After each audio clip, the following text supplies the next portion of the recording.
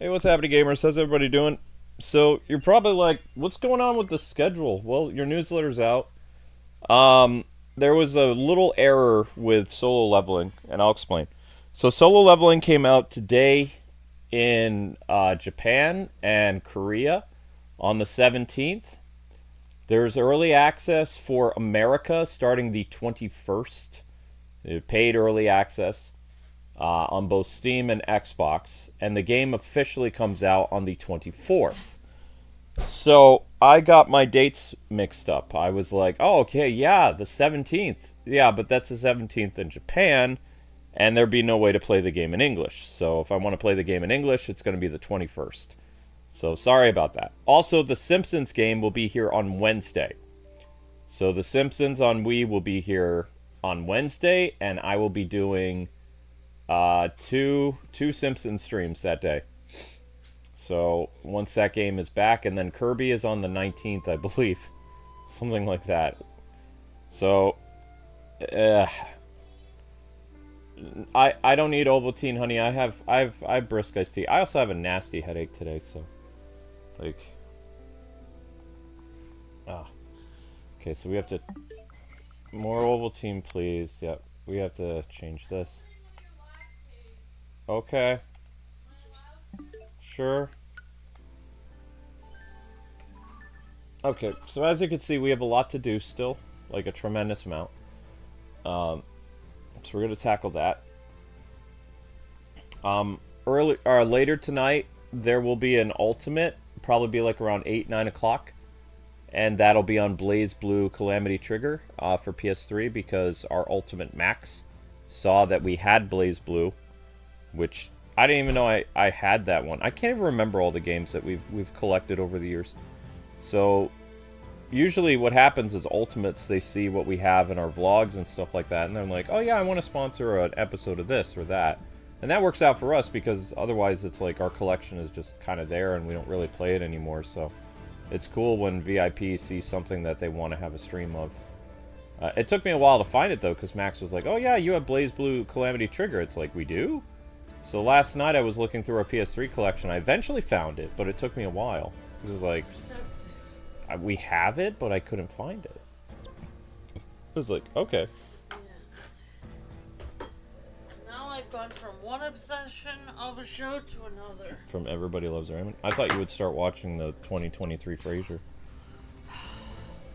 That's because that's what I knew you would want me to do. That sort of like kind of was rebellious in a way, and I did something else. Well, I was looking for clips on YouTube because while I was sharing that video, I was watching stuff on YouTube. Cursing cold? Is that what that says? Russian? And I was so tired at work today because I was up at 1 in the morning and moving stuff. The basement. Cursing cold.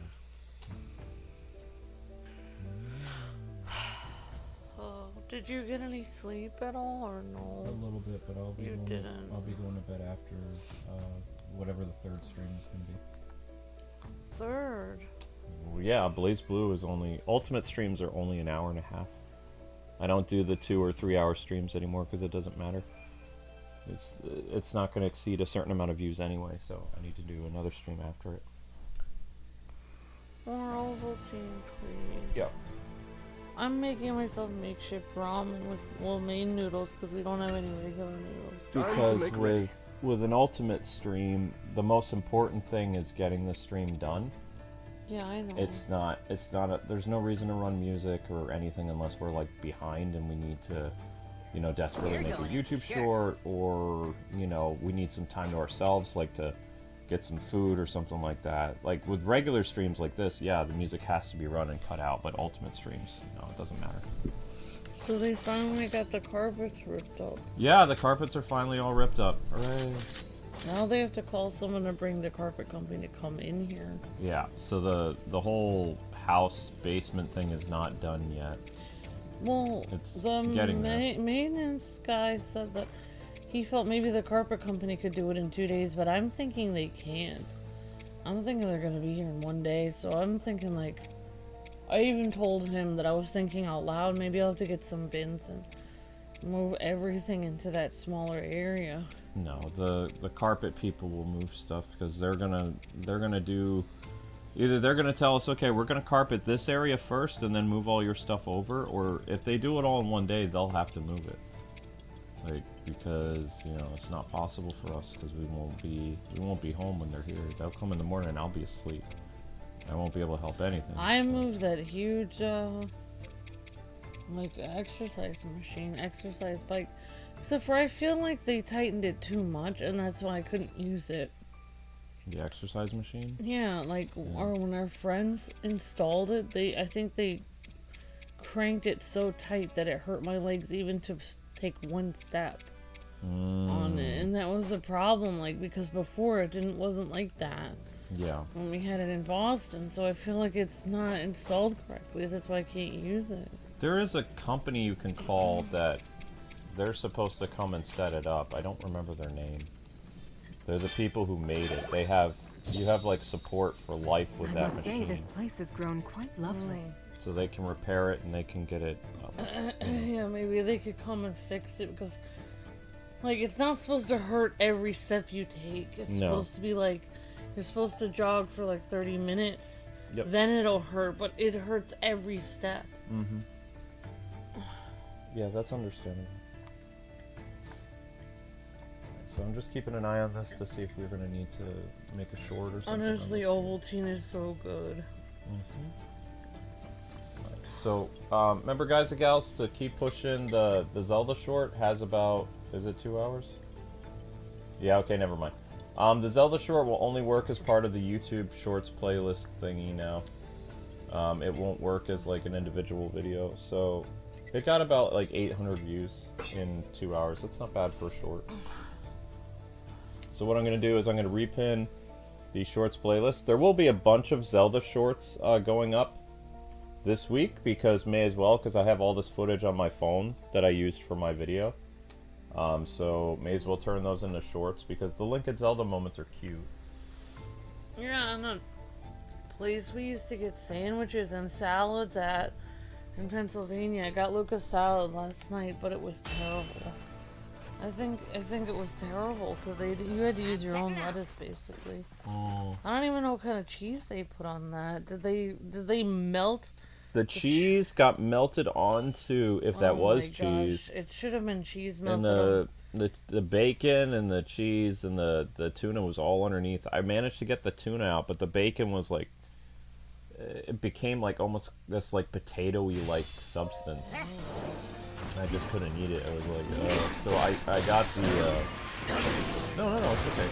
I ate around it. I ate all the tuna, and I had a ton of lettuce out of our lettuce. So it just wasn't. Well, no, I used cheddar cheese in my salad from our house. I used the rest of my Thousand Island. I didn't have any bacon though. They used to have like those. That food used to be so good for my place, and it's so long. Yeah. But then it just ruined it. Also, they charge like more money now, like several dollars, like $3 or $4 more. I used a lot of the turkey. I used a lot of the turkey that we had in the house for my salad. Linky, don't do that Candace. So yeah, like there's this healthy sandwich place around, and they used to build your own salad, so we could get bacon and tuna and black olives and all the things he likes on his salad. But I was like, oh, I'm craving this place, and haven't had it in like several years, so I got it after work, and it was terrible. Like, they didn't even give him a salad, they just gave it, like, they melted it. It was like a tuna melt on a tiny bit of lettuce. It was terrible. It was weird, yeah. They gave, usually, like, when we had salad there before, they'd give you a big helping of salad, and you'd have, like, this giant ice cream spoon of, like, tuna. Yeah, exactly. Yeah. That's what I thought they would do, and I thought they would make it. So now I guess I am the ultimate salad maker. Yep. So what they do now, they put it in two tiny little, what do they call it? Like Carry out. Carry. Very tiny, like the size of like literally, like a slice of cake. Yeah. And like, they not put even in the slice of. no. Yeah, it's not even. It's Like, it terrible. wouldn't even, the salad that they made wouldn't even fit one of my regular cereal bowls. Even if you get a half size or small salad of Panera Bread, it's bigger than that. Yeah. Like, their large salad is like the size of like half of a small salad at Panera Bread. Like, it's terrible. Like, I was annoyed. Like, I was frustrated. I don't think I can ever eat there again. Like, I don't know what they did to their menu, but it's horrible now. Anyway, sorry. No, okay. I mean, I guess I could say the name of it, but No, there's only it's like a there's only 4 or 5 in this area of Pennsylvania. Yeah, It's like in this area. it's an area like where people will be able to It's find a it. local area that no longer is good anymore. There's like 6 restaurants in Pennsylvania, like of that chain or something like that. Maybe Yeah. 2 in Ohio, but yeah. You know, Yeah. that's terrible. We got a Super Po. So that means, well, that means Amber is the ultimate salad maker. There's like one other salad restaurant around, but so we still like that one a little bit. But then we found out that all the soups are made with chicken broth, pretty much. So that explains why Luke always got sick eating the soup there. Yep. So I had fun doing the Mortal Kombat thing yesterday. I just, when I was playing Mortal Kombat 4, I was getting kind of bummed because I actually used to really be good at that. Like, my main character that I played as in Mortal Kombat 4 was Sub-Zero, Scorpion, and Sonya Blade. Yeah. And when I was playing it last night on that collection, for the life of me, I just couldn't improve with the game. I was getting smoked, but also, I mean, that is the arcade version of the game. So I believe the N64 version was slower paced. Oh. Because, Yeah. you know, the N64 couldn't, you know, handle better, we'll say, smoother animations. It was all about, Yeah. like, really nice looking 3D and stuff like that. Yeah. But the Mortal Kombat 4 game, it ran so fast. That's cool. It was, but I couldn't do anything. I couldn't do any of the bone-breaking moves. I could barely do... Couldn't even do the fatalities because they happened so quickly. Yeah, so now I'm basically hangry at this point because I have several things in the freezer I could make for food for dinner, but I haven't really... I've just been kind of like drinking... Luke and I have been just drinking a lot of smoothies because... And just making salad because... For like weeks because we're afraid to... I'm afraid to use the stove. Well, the Because stove of all always sets the off the smoke. Smoke alarms in every room now. Yep, there's a smoke alarm in every single room. I'm not just a traveler. Honestly, I'm terrified to use the stove. I can fight too. I feel like it's gonna go off. And last time, when we lived near Boston, I thought when the smoke alarm, every time the smoke alarm went off, the fire department showed up. It was a hard line smoke detector. These are separate, Oh, that's good. but it will notify the apartment complex, but it won't bring the fire department. Why is that always so loud now? Yeah, notification. No, the notifications aren't supposed to be loud at all. I keep turning this off and it keeps getting louder and louder. I'm sorry. Sorry, it's annoying. It's just too loud. And I have a headache today, so I'm irritated. I'm sorry. Easily irritable. So now I know a lot about Everybody Loves Raymond because I've been watching a lot of clips of it. Mm-hmm. I know that Robert's first wife's name is Joanne and his second Oh my gosh! his second wife's name is Amy. There's more levels again! I just cleared that! Man, this is honestly it's frustrating. Honestly, there's such a thing as too many levels. Yeah. Like I feel like there has to be a limit. Like at some point, like I get like okay, oh look at all this additional content. But in reality, it's Is like, it really come additional on. content? It's the same thing over and over and over and over and over and over. Nintendo always goes above and beyond. They're so extra. In a good way, but it's almost like too much.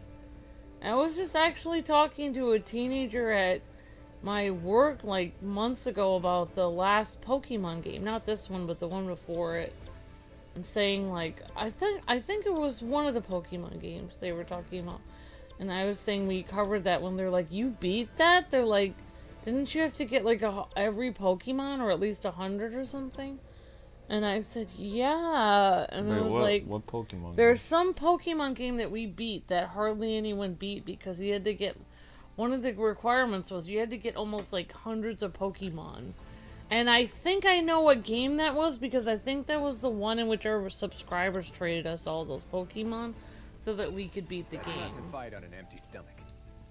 I mean, I There was usually... a certain- I never 100% Pokemon Yeah, games, so but I just beat the story. And one of them you couldn't even beat the story until you got hundreds of Pokemon. I'm not really Huh. used to this. I don't know. Yeah, I don't know which one it was. That's fair. But we got it. We did beat it because we got traded. Like, we traded so many. People traded us the Pokemon. Ah, That's how we were able to beat it. I see. Because we didn't get 100% it. We just got...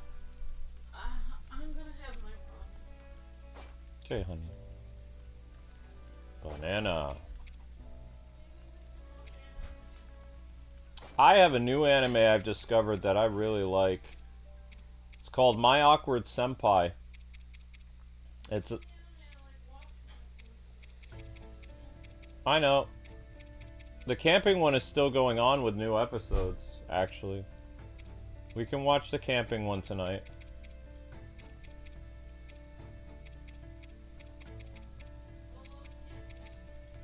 Although, My Awkward Senpai is really good. I like it.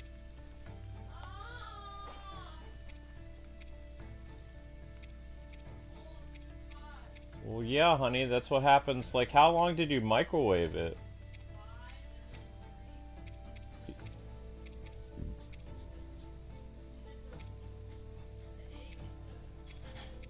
Needed the eggs to do its thing. Okay. Hello, Linky.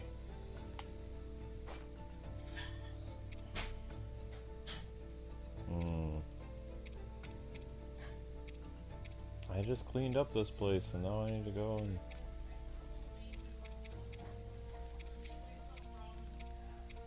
With lo mein?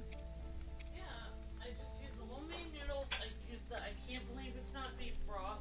I added a lemon. Watch your feet, honey. He's frisky. I added... The only thing I forgot to add was ginger. Okay, eat your food over there. Yeah. That way it's not too much on the mic. What is that? Flint? Why wouldn't I think you're cute? I always think you're cute. You need reinforcement of cuteness? Okay. 12? I think so. Link, that's very hot. Stay away from that. Looks like it's coming together. Also, don't touch Amber's food. 11:43. This or Lynn says he's filling in as a co-host right now. no, he's not. He's just gonna sit down. Wind and water. Link, meow for everyone. Link doesn't meow. Oh no, that's not a meow. That's like a... What is that noise? It's like a loud purr. It's like a loud purr? Is that a loud purr? What is that? That's not a meow. Did you guys hear him? He went... It's like a... Sounds like he's revving his engine. His cat engine thing. I don't know. But yeah, guys and gals, if you could please run the shorts playlist in the background. Throughout this week, you will have Legend of Zelda voice-acted shorts, as well as you will have Simpsons shorts.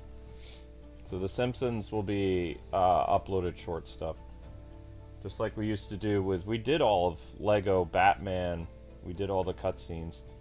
And then the annoying thing is, somebody labeled all our Lego shorts as made for kids. So it's like, I mean, we didn't really earn much revenue on them anyway. I think we got like maybe a few thousand, or like one of the Lego shorts got like 10,000 views. It's like, so we made $1. And then somebody came by and they made it made for kids. And then, you know, I don't know if the comments disappeared on that short. I think they did. It was like 200 comments on there. I hate the made for kids thing. It's so stupid. Let's show them what we've got. The sky's the limit. It's E for everyone, exactly, yeah. Yep. Also, if it was made for kids, No, we're not kids. But apparently my, I was just for fun, I typed on Google, and I was like, is Kwings Let's Plays, I asked Google AI, I said, is Kwings Let's Plays a kid or family-friendly channel? And Rock said, Kwings Let's Plays has over 18,000 kid-friendly videos. And I was like, oh crap. wow. Or not Grok, Google AI. And then I said, does Kwings Let's Plays play M-rated games? And Google AI said no. Kwings Let's Plays primarily plays E and T rated games. And I'm like, oh, that's just great. Wow. And I said, has Kwings Let's Plays ever sworn? And this was a funny thing. They were able to pinpoint the streams where I actually swore. And they're like, while the Kwings have been known for very clean language for about 17 years, due to recent stress, Kwing has sworn a couple times located in these videos. And I'm just like, holy crap. I was like, okay, so you'll do that, but you won't actually track down all our M-rated content. It's like, okay, whatever. And then, it's not Grok, it's Google AI. And then I was like, but Google AI was saying, they said, though most won't consider some of the words that Kwing said as swears today, it would be known as light swearing. Like, okay, because I didn't drop an F-bomb, apparently. Like, okay. Light swears. Ready for this? I thought a swear is a swear, but okay. Not bad. I know that. My mom got on my case a little bit. She says, I heard from one of your super fans that you were swearing in a couple videos. I was like, oh, well, I mean, in my defense, Mom, I was having a really bad year. And I said, you know about that. And she says, I'm aware. She says, you just have to remember that the internet's forever. I'm like, well, yeah, I know that.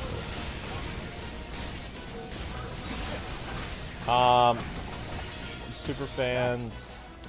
Don't you remember there were a couple like of those like special ed kids my mom was helping? They're apparently like big fans of our videos. No. It's not a. They go to her church. It's not that my mom works for them or anything. No. It's just super fans at my a church my parents go to in New York.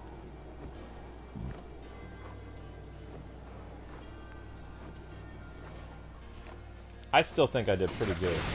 Like 17 years of no swearing online.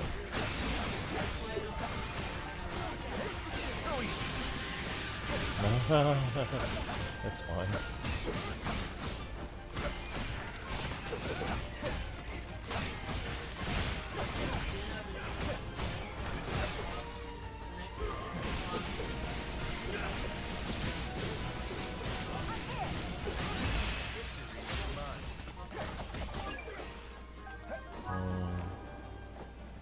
That dude just came down from the mountain. Da, da, da, da, da, da,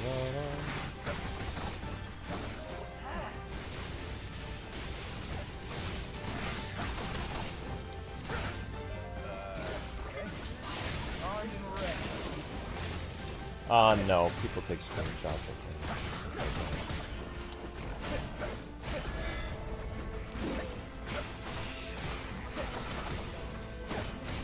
Whoops, I can't use any flame on.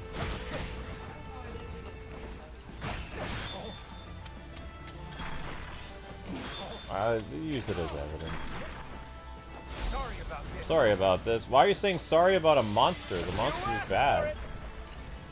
Why are you apologizing for shooting a monster? It doesn't make any sense. Sorry about this, monster. I mean, I'm supposed to kill you because reasons, but sorry about this.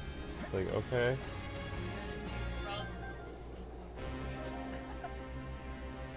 Which sink? The one upstairs? Oh, okay. So they're having restaurant problems. Okay. I just washed it by spraying it. I had to wash all this milk container, so I just sprayed. I just got the water all over myself to wash. I couldn't wash it in the sink. Hi, Deanna. Hi, Blues Cat. How are you guys doing? Some of you are just getting home from work. That's cool. Hopefully you guys had a good day at work.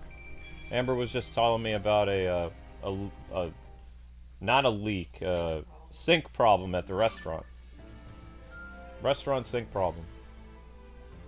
The older gentleman who does the sandwiches came in and he took a straw and stuck it into the drain and was able to get it out. And he's like, this would have been several $100s if the plumber came. He used a straw? He just took a straw down the drain and got whatever was out of it. Wow, that's impressive. Okay. Yeah, I know. Yeah. He fixed the problem with like no problem. So, just so you guys know, Amber and I are only doing the battles. I'm not going to go through and do every single one of these quest thingies that needs to be done. Like, this series is wrapping up. We're going to be getting back to The Simpsons on Wednesday. Because the Simpsons Week game will be here on Wednesday.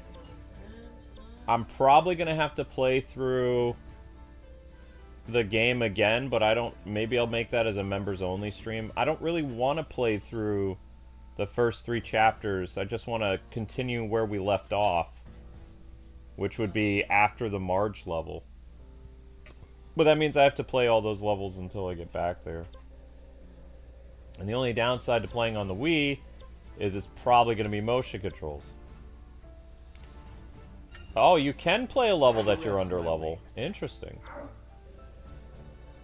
I didn't think they would let you. Be like, oh, they're not going to let you. Honestly, are you technically done with the story of this? Oh, the story's been over for a long time, honey.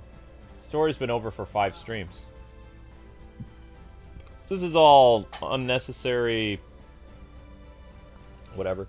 So, I had a Japanese person reach out to me on my Twitter, and he said, you probably are aware of this or not, but he says, in the Japanese version of this game, she refers to Link as my knight. She doesn't say my friend. He says it's nowhere, no friend or close friend is mentioned at all in the Japanese version of this game. He says that's all American localizer Yahoo, or nonsense. He says they, you know, he says there's been a couple Zelda games where Nintendo has been very clearly stating that Link and Zelda are a couple. And there are several Zelda games where they're not a couple.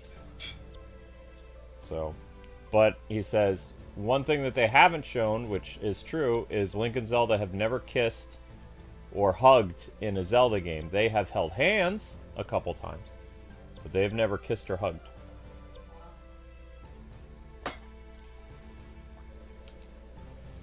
The only time we've ever seen Link and Zelda hug and kiss is in the 80s cartoon show and probably the new live-action movie.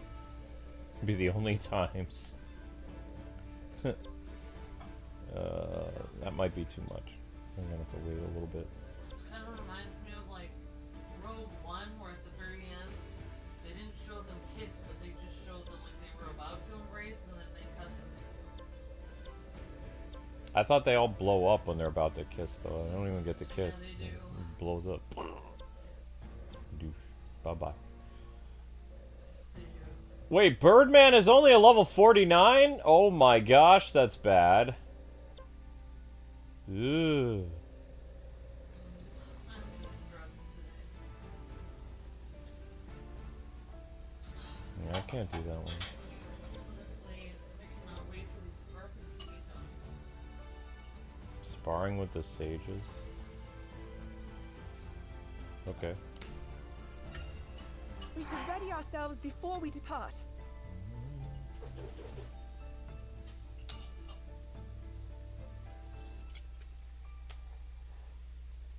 Sage training. If Mario Kart was a better game, we'd still be playing that with people. I mean, Mario Kart was just kind of done with. It wasn't as good. I hope this proves helpful. There wasn't anything left to do with it. I know, I played Mario Kart 8 Deluxe for like 2 years. Well, yeah, but that's because Mario Kart 8 Deluxe had so much content, though. Oh. They still... I'm really surprised they haven't done anything with Mario. I know, it's stupid. It's... They're idiots. There was so much, like, they could have made additional money, too, by, like, having, DLC with Donkey Kong. Donkey Kong... Well, there was a rumor going around that there was going to be additional costumes for Pauline and Donkey Kong because of Donkey Kong Bonanza.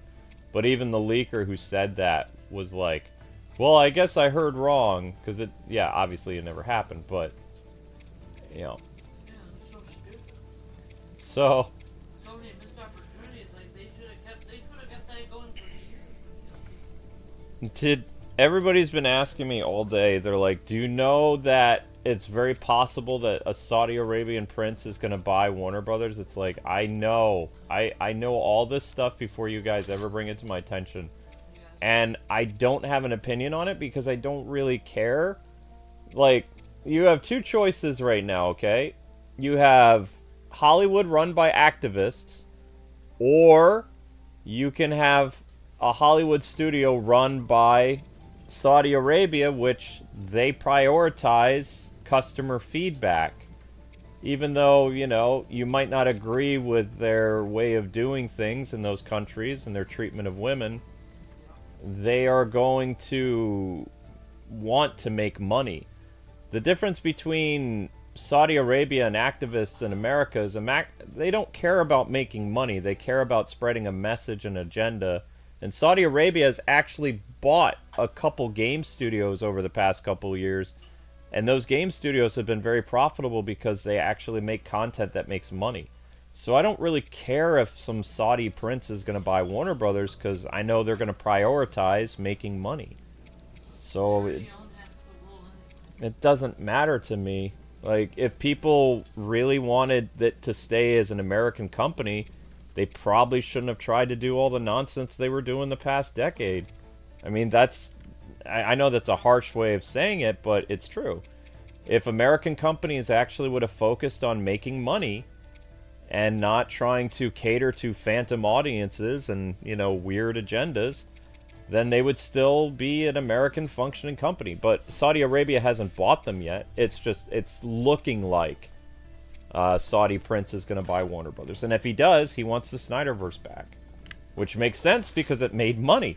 I saw people freaking out on Twitter. They're like, oh my gosh, the Snyderverse is going to coming back. That sucked. It's like, but it made more money than Superman. It made more money. It sucked to a few activists who didn't want to watch it. Yeah. I'll get over there. The only thing that probably...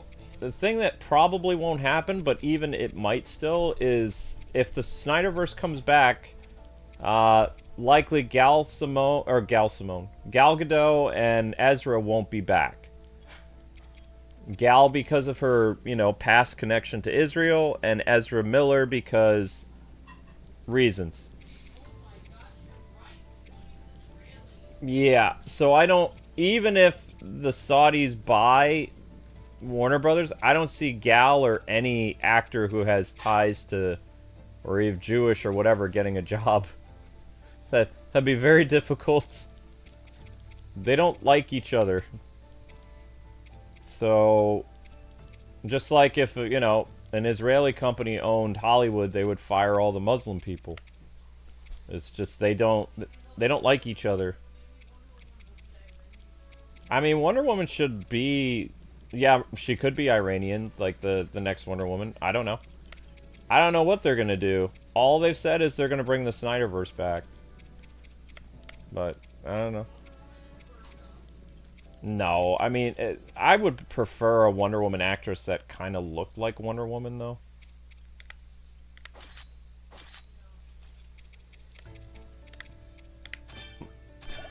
Alright, there we go.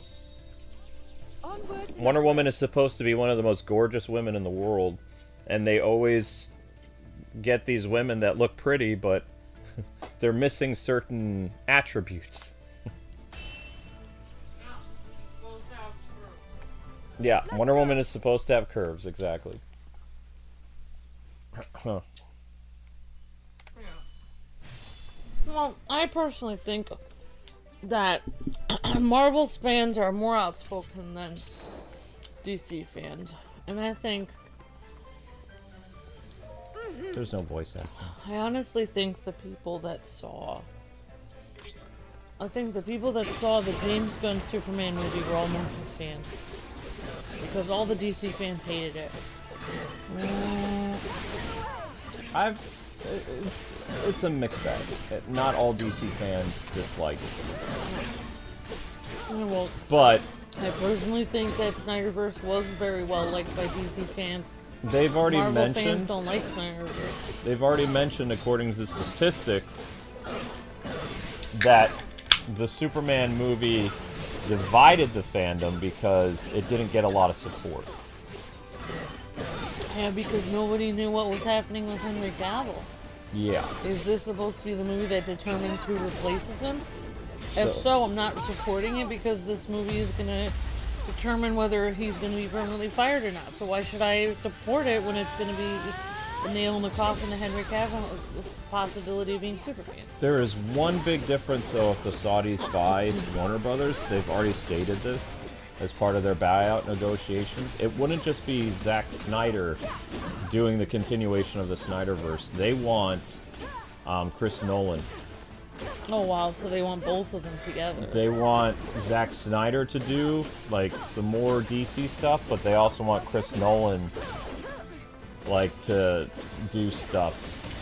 And Yeah. Nolan, coincidentally, Nolan just finished his last project, Yeah. so he's, if they buy it, Nolan is freed up to do whatever movie, you know, the They studio wants him to do. They could continue after The Dark Knight. They were going to do the arc of Harvey Dent. No, Nolan would be like working in the Snyderverse or Oh. making DC Black Label movies. He wouldn't be bringing back.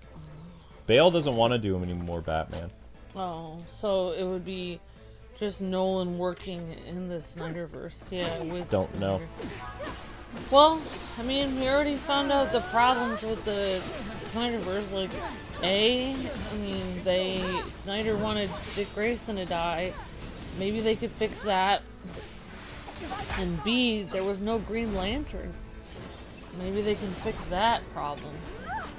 No, there is a Green Lantern show starting next year. It's already done. It's just, you know, it's coming out next year. There needs to be a Green Lantern in the Justice League. It's a completely...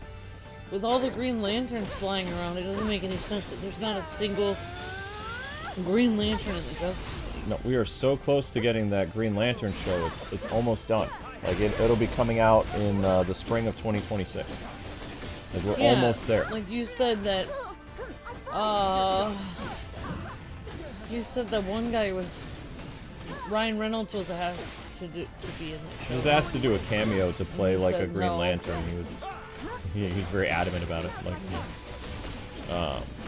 but that's not the exciting stuff. So, Legend of Zelda, they got more official images of Link and Zelda over in New Zealand, and like, Zelda looks incredible. Like, all the people before that were saying, "Oh, this girl, she doesn't look anything like Zelda. She looks great."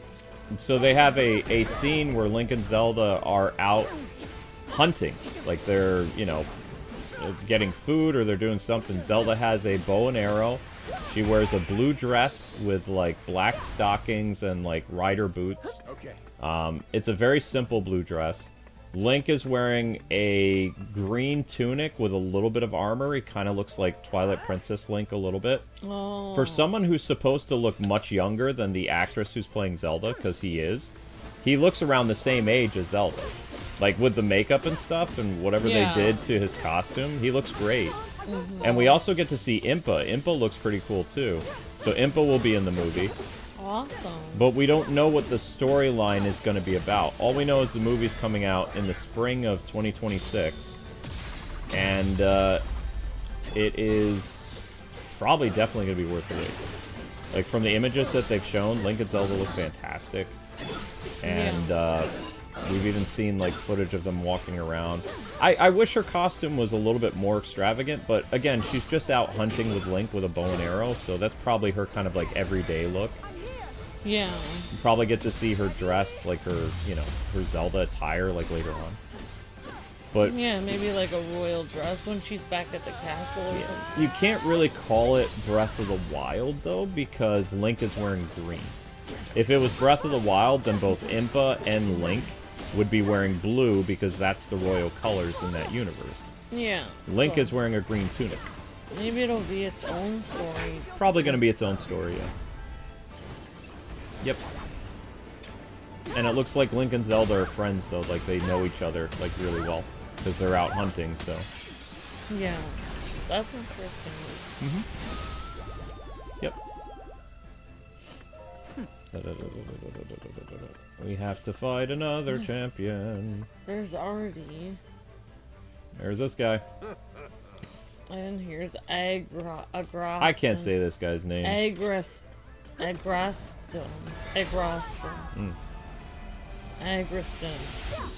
Part of me wants to continue, like, the Breath of the Wild universe, because at the end of Tears of the Kingdom, Zelda becomes a queen. But I was watching the ending again to Tears of the Kingdom, like, with just trying to wonder where this localizer's head is at. I know that they don't like Link and Zelda as a couple. Like, they have a particular ship that they like. Like, they're a Sidon and Link person, or whatever. But, yeah.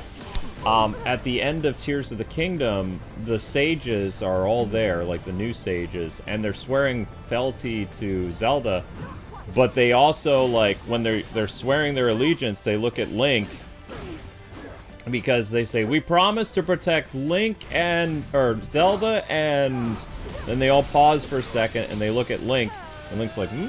And then they continue their speech, but they don't say Link's name, because they know he's probably going to become the King Corn,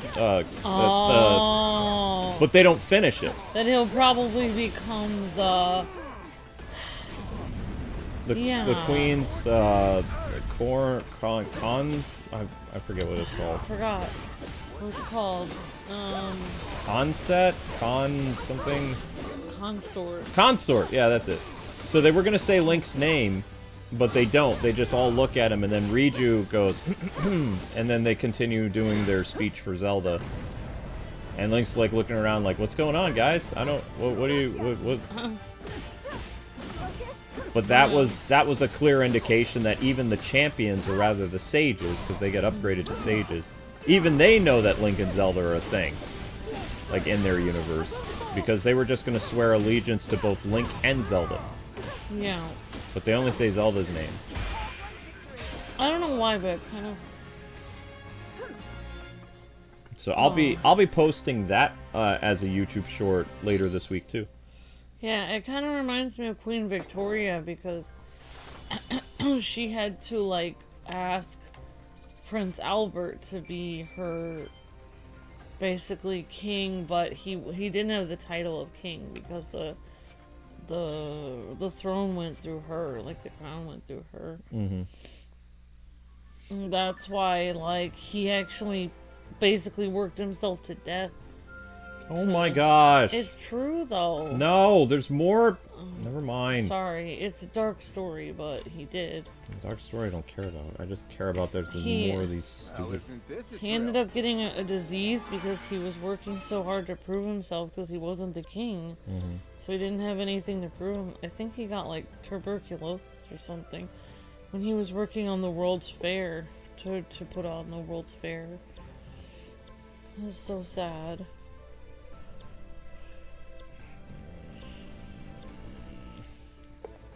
But in a way, she almost got to choose whoever she wanted as her king consort or a prince. Yeah, consort. Yeah, king consort.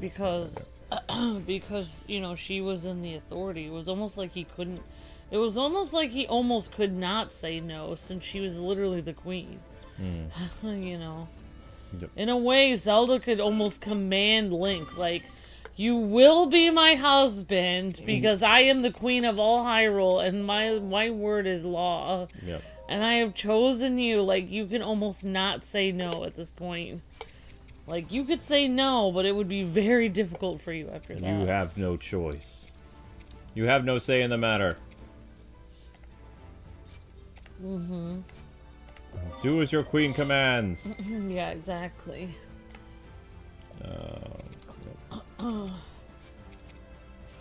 I'm sure. No, she loves him. I It's know. just... Man, I wish I had that kind of power. No, I'm just... I'm just kidding. You're already married, woman. I What? know.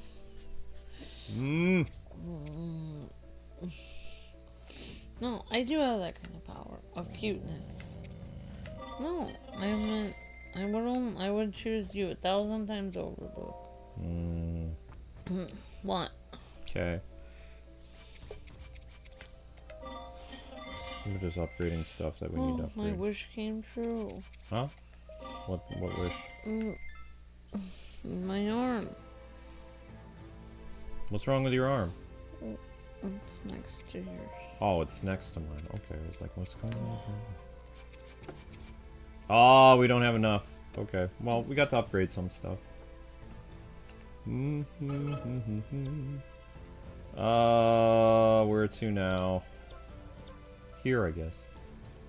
Third homecoming. I'd go wandering off, bud. Good job, guys. Keep running that shorts thing in the background. Really appreciate that. Thank you.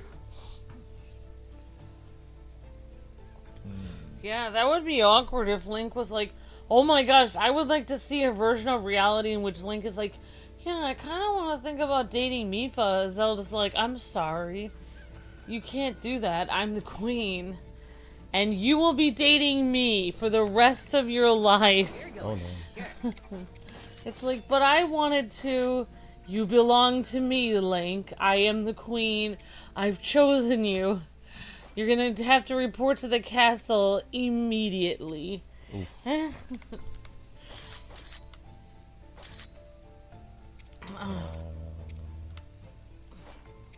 Need something with speed. And Silent Princess is for speed? Of course it It's is. like, what do you need me to do? It's like, you need some handiwork you need done, or some light bulbs fixed. It's like, no, I order you to be my husband. Okay. They don't have that type of... They have a very loving, mutual relationship. Alright. I think it'd be more fun if she ordered him to be her husband. No. That's what I would want. No. They both love each other. Oh. Very much. I'm setting out. She obviously loved him enough. She could have stayed in the past, lived out her life, and that would have been that. She found... The only way to return Link's Master Sword is she had to eat the pendant she had around her neck, that magical, like, spirit stone, knowing that it would turn her into a dragon, and she may never become human again. Why would she do that if she was the queen? She did that because she loved Link, and Link is the only way to defeat Ganon. Oh. So she was like, you know what? And also, every single... This is what I don't understand about the localizers. This is what makes me upset, is there was so much subtlety to show the relationship that couple had without, like... Some people are like, well, if they don't hold hands or they don't kiss, they're not a couple. It's like, that's not true.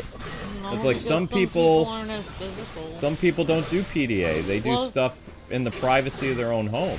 In Japan, you can't even do PDA.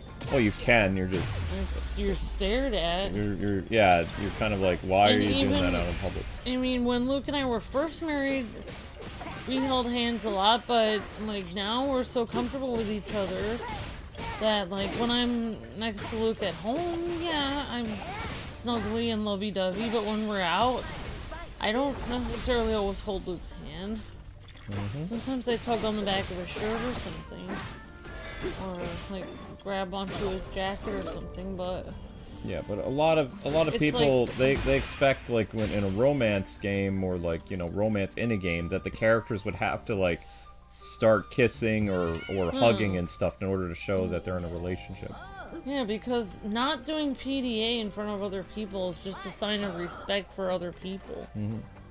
Like, even when Luke and I, we had to travel to, like, New York or something in a car, where we had a taxi bring us there for a couple hours or an hour and a half or something. We had a driving service come and get us. It wasn't in a Yeah. limo, though. It was a town's car or something like that. Yeah, and the guy even said, he said, thank you so much for being respectful of me. Like, we always have people that, you know, do weird stuff in the back. And we just talk to him the whole time, because it's like, why would we do that? Be so disrespectful. But that's how it is in Japan. Like, it's kind of like disrespecting other people to do a lot of PDA, because it makes everyone feel uncomfortable. It's like, why would... yeah. I mean, I think holding hands isn't that bad, but if you have too much PDA, it definitely makes people feel uncomfortable. People are expecting, like, Zelda to, like, as soon as Link saves her, she, like, jumps on his lap or something. It's like, probably in the privacy of their own home, she gets, like, pretty physical with them, but not out in public, no. They say that one of the most intimate ways you can, like basically share a moment with someone is staring into their eyes. They do that a lot. It's like it's one of the greatest forms of intimacy is looking into somebody else's eyes. So, like, literally, you can have a tremendous connection that's intimate with somebody without even touching them by just staring into their eyes. Just saying. I mean, Zelda stares into Link's eyes a lot in this series. More so than other Zelda games. Except for Skyward Sword. Skyward Sword, she was always looking at him. And in Skyward Sword, they hold hands. They hold hands a couple times. Also, there's a lot of other things that can show, like, intimacy is, like, just sharing your thoughts, like asking questions about the other person, learning about them. Like you said, Zelda tried to learn things about Link. Yep. If you go back and you watch the Zelda memories, yeah, she tries to learn about him. In a way, Link was learning about Zelda because he had to watch her do all those shrine things, and he had to sit there and be there for her when she was crying, so that was sharing something together. Well, he talked with her, or she talked to him. We don't actually ever get to see him reply. Just Yeah. He probably replies off, you know. Yeah, he probably does say something. I doubt when they get married and they, like, live together, I doubt he's just silent 24/7.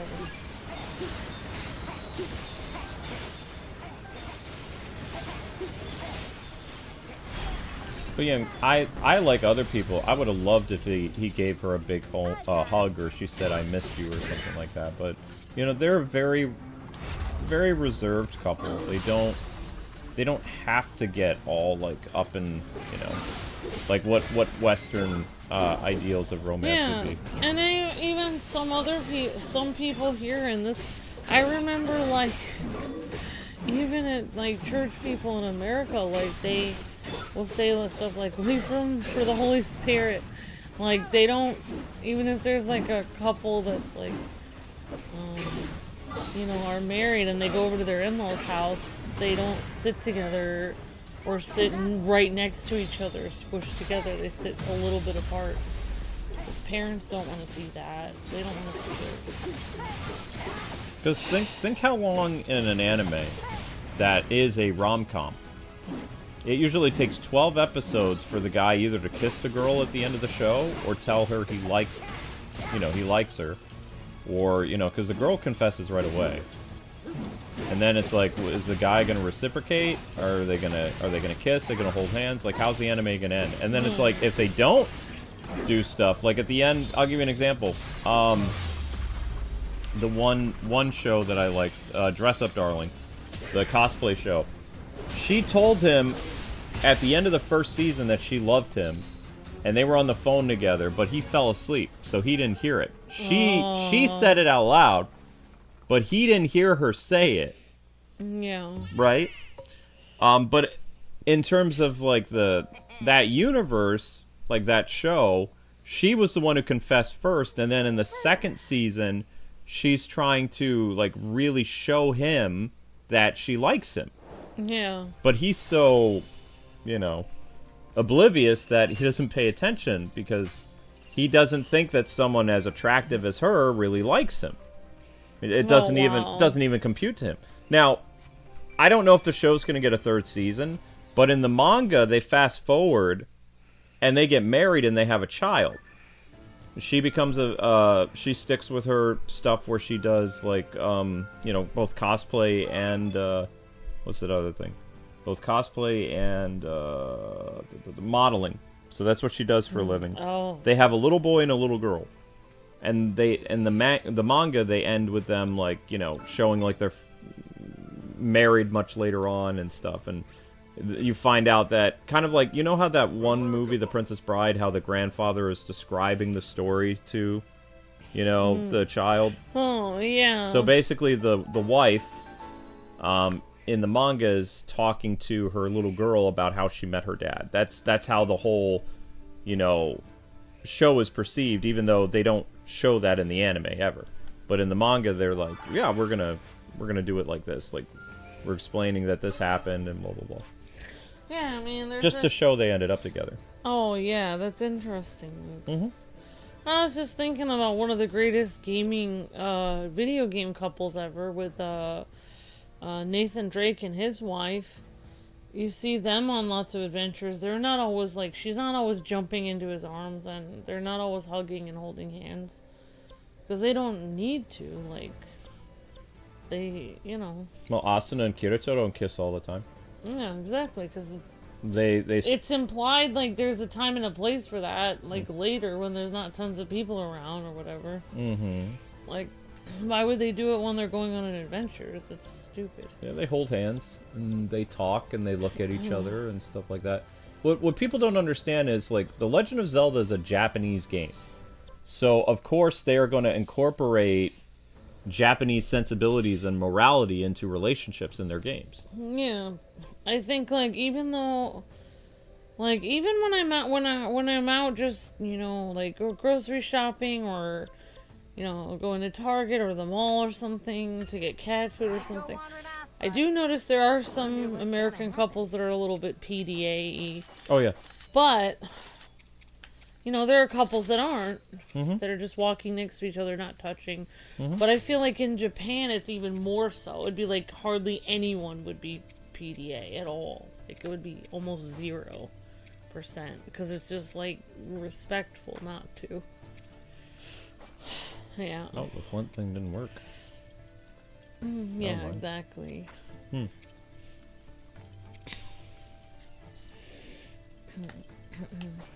All these fish that I don't do anything for.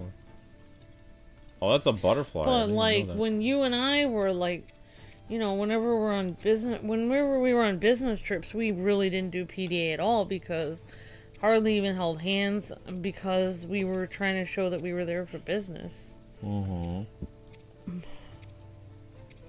Like, if we were there for, like, a vacation, it'd be a different thing. Well, after work, we would hold hands, or if we were sitting at a table and we were eating food or something, Yeah, we'd sit like next to on a each other. break, yeah. Yeah. Because I do hold your hand a lot. Yeah.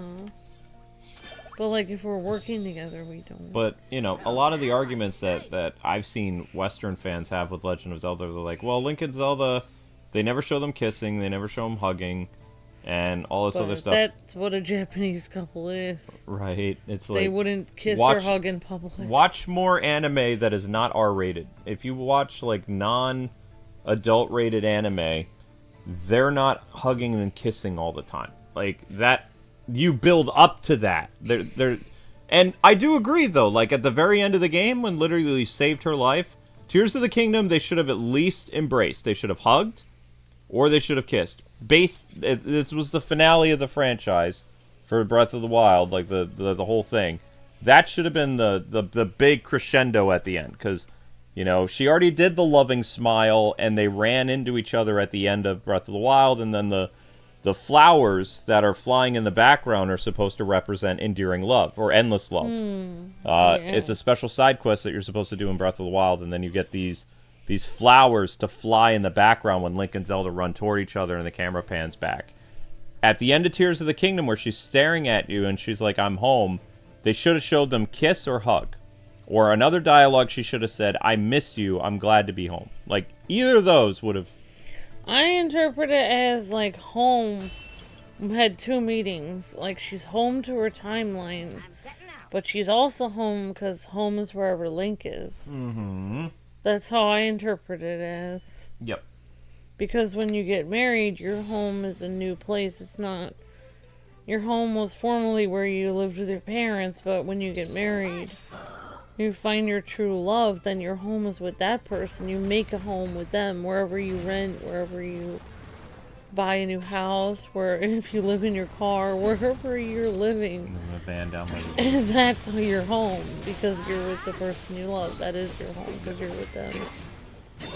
Whether you're homeless or you have a mansion, you're home because you're with them.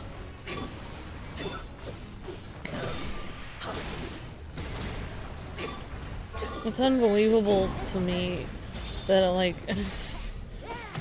always saw these videos on YouTube where it was talking about people struggling with homelessness, and there were so many couples that were actually married that were still together even when they didn't have a home. Like they were living in a tent and married, and they still stayed together. There is a couple YouTube Shorts creators that I've seen that they live in a RV. You know. It's a very small. It's a nice looking RV, but it's very small. And they had stuff happen where they lost their house during the pandemic, or like their apartment or something. So they got an RV, but they're still together as far as I can tell. I don't know if they look happy, but they're happy with each other. Yeah, I mean, like, if people can be homeless and still stay married, then surely, like, people with a lot more money than that have no excuse to be like, oh, you know, I don't get to watch my Disney Plus, or I don't get get my nails done, and so we're gonna get a divorce because there's not enough money for me to do all the things I want. It's like, there's literally people homeless that are still married. Like, you know, you can make it work. We need water now. The element that brings life. Whoops. Yeah, that works. And I put you out. Aha! Oops. I'm always bad at these tells. Is like, I always forget the button to jump up there, so it's like I just randomly press buttons until I'm jumping up. You just press the B button. Oh, thank you. Mm-hmm. Why is this thing made out of lava then? It's just an elemental thing.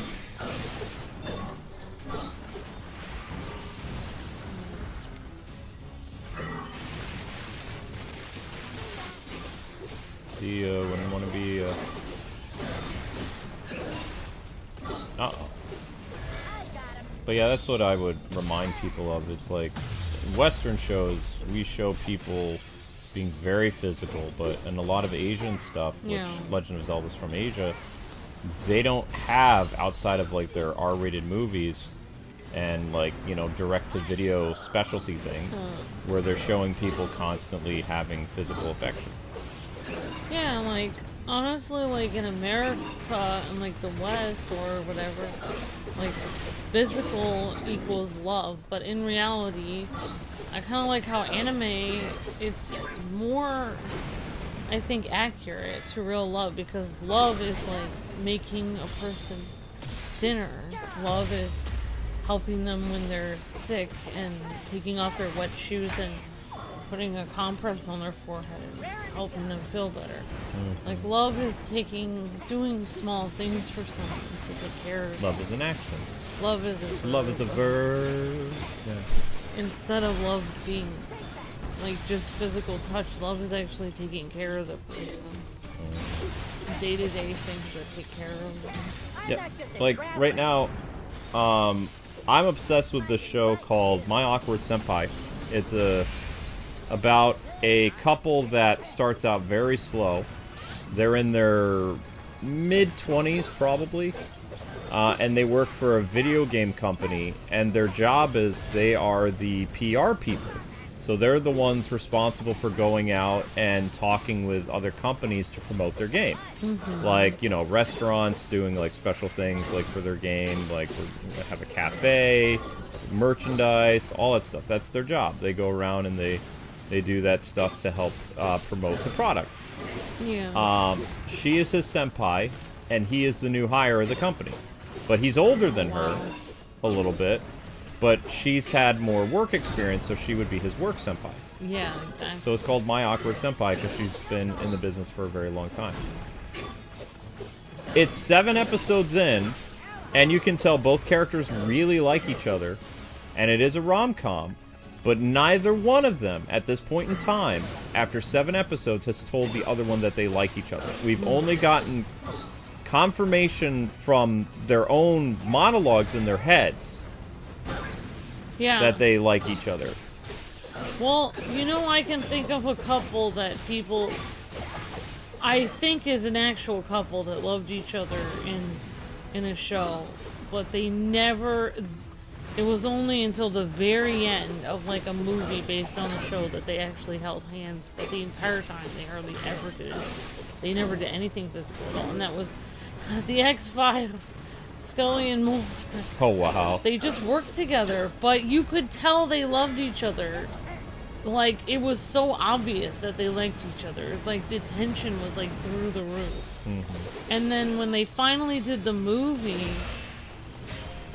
the X-Files movie, where she, pretty much, he thought she was dead, and he had to go, he had to physically, like, risk his entire life, travel to, like, Antarctica, and fight off a bunch of aliens, and, like, you know, grab her and break, like, this weird pod that she was gonna be, like, basically, they were gonna, like, she was, like, underground, and he had to, like, rescue her and everything.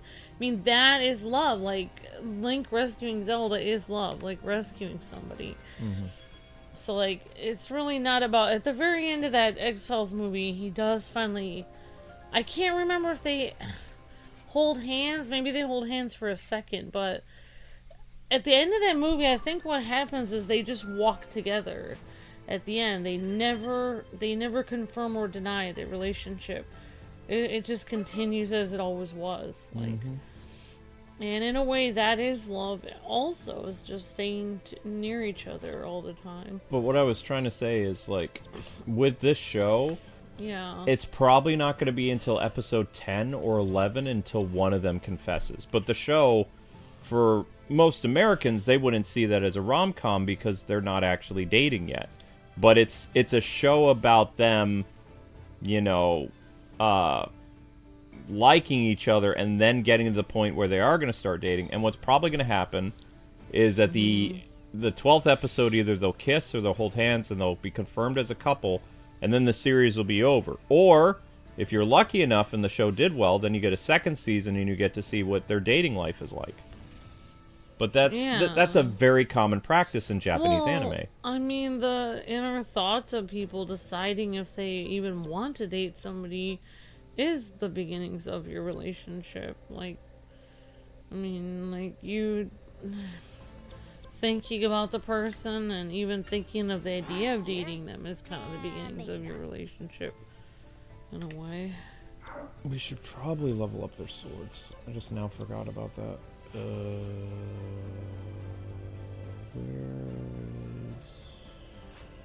you see an anvil anywhere? There Yeah, I'm 90% sure in the movie they actually did hold hands for a second, because I remember all my friends that were like, for the X-Files, I remember all my friends that were like shipping them so hard. I mean, it's funny because they were not just shipping them, like the whole show was shipping them. The whole time there was always this tension all the time where it was like, oh my gosh, like, if these people don't get together, I'm going to die. Like, cannot wait for this to happen. And then at the very end, they just threw the fans a bone by having them hold hands for a second.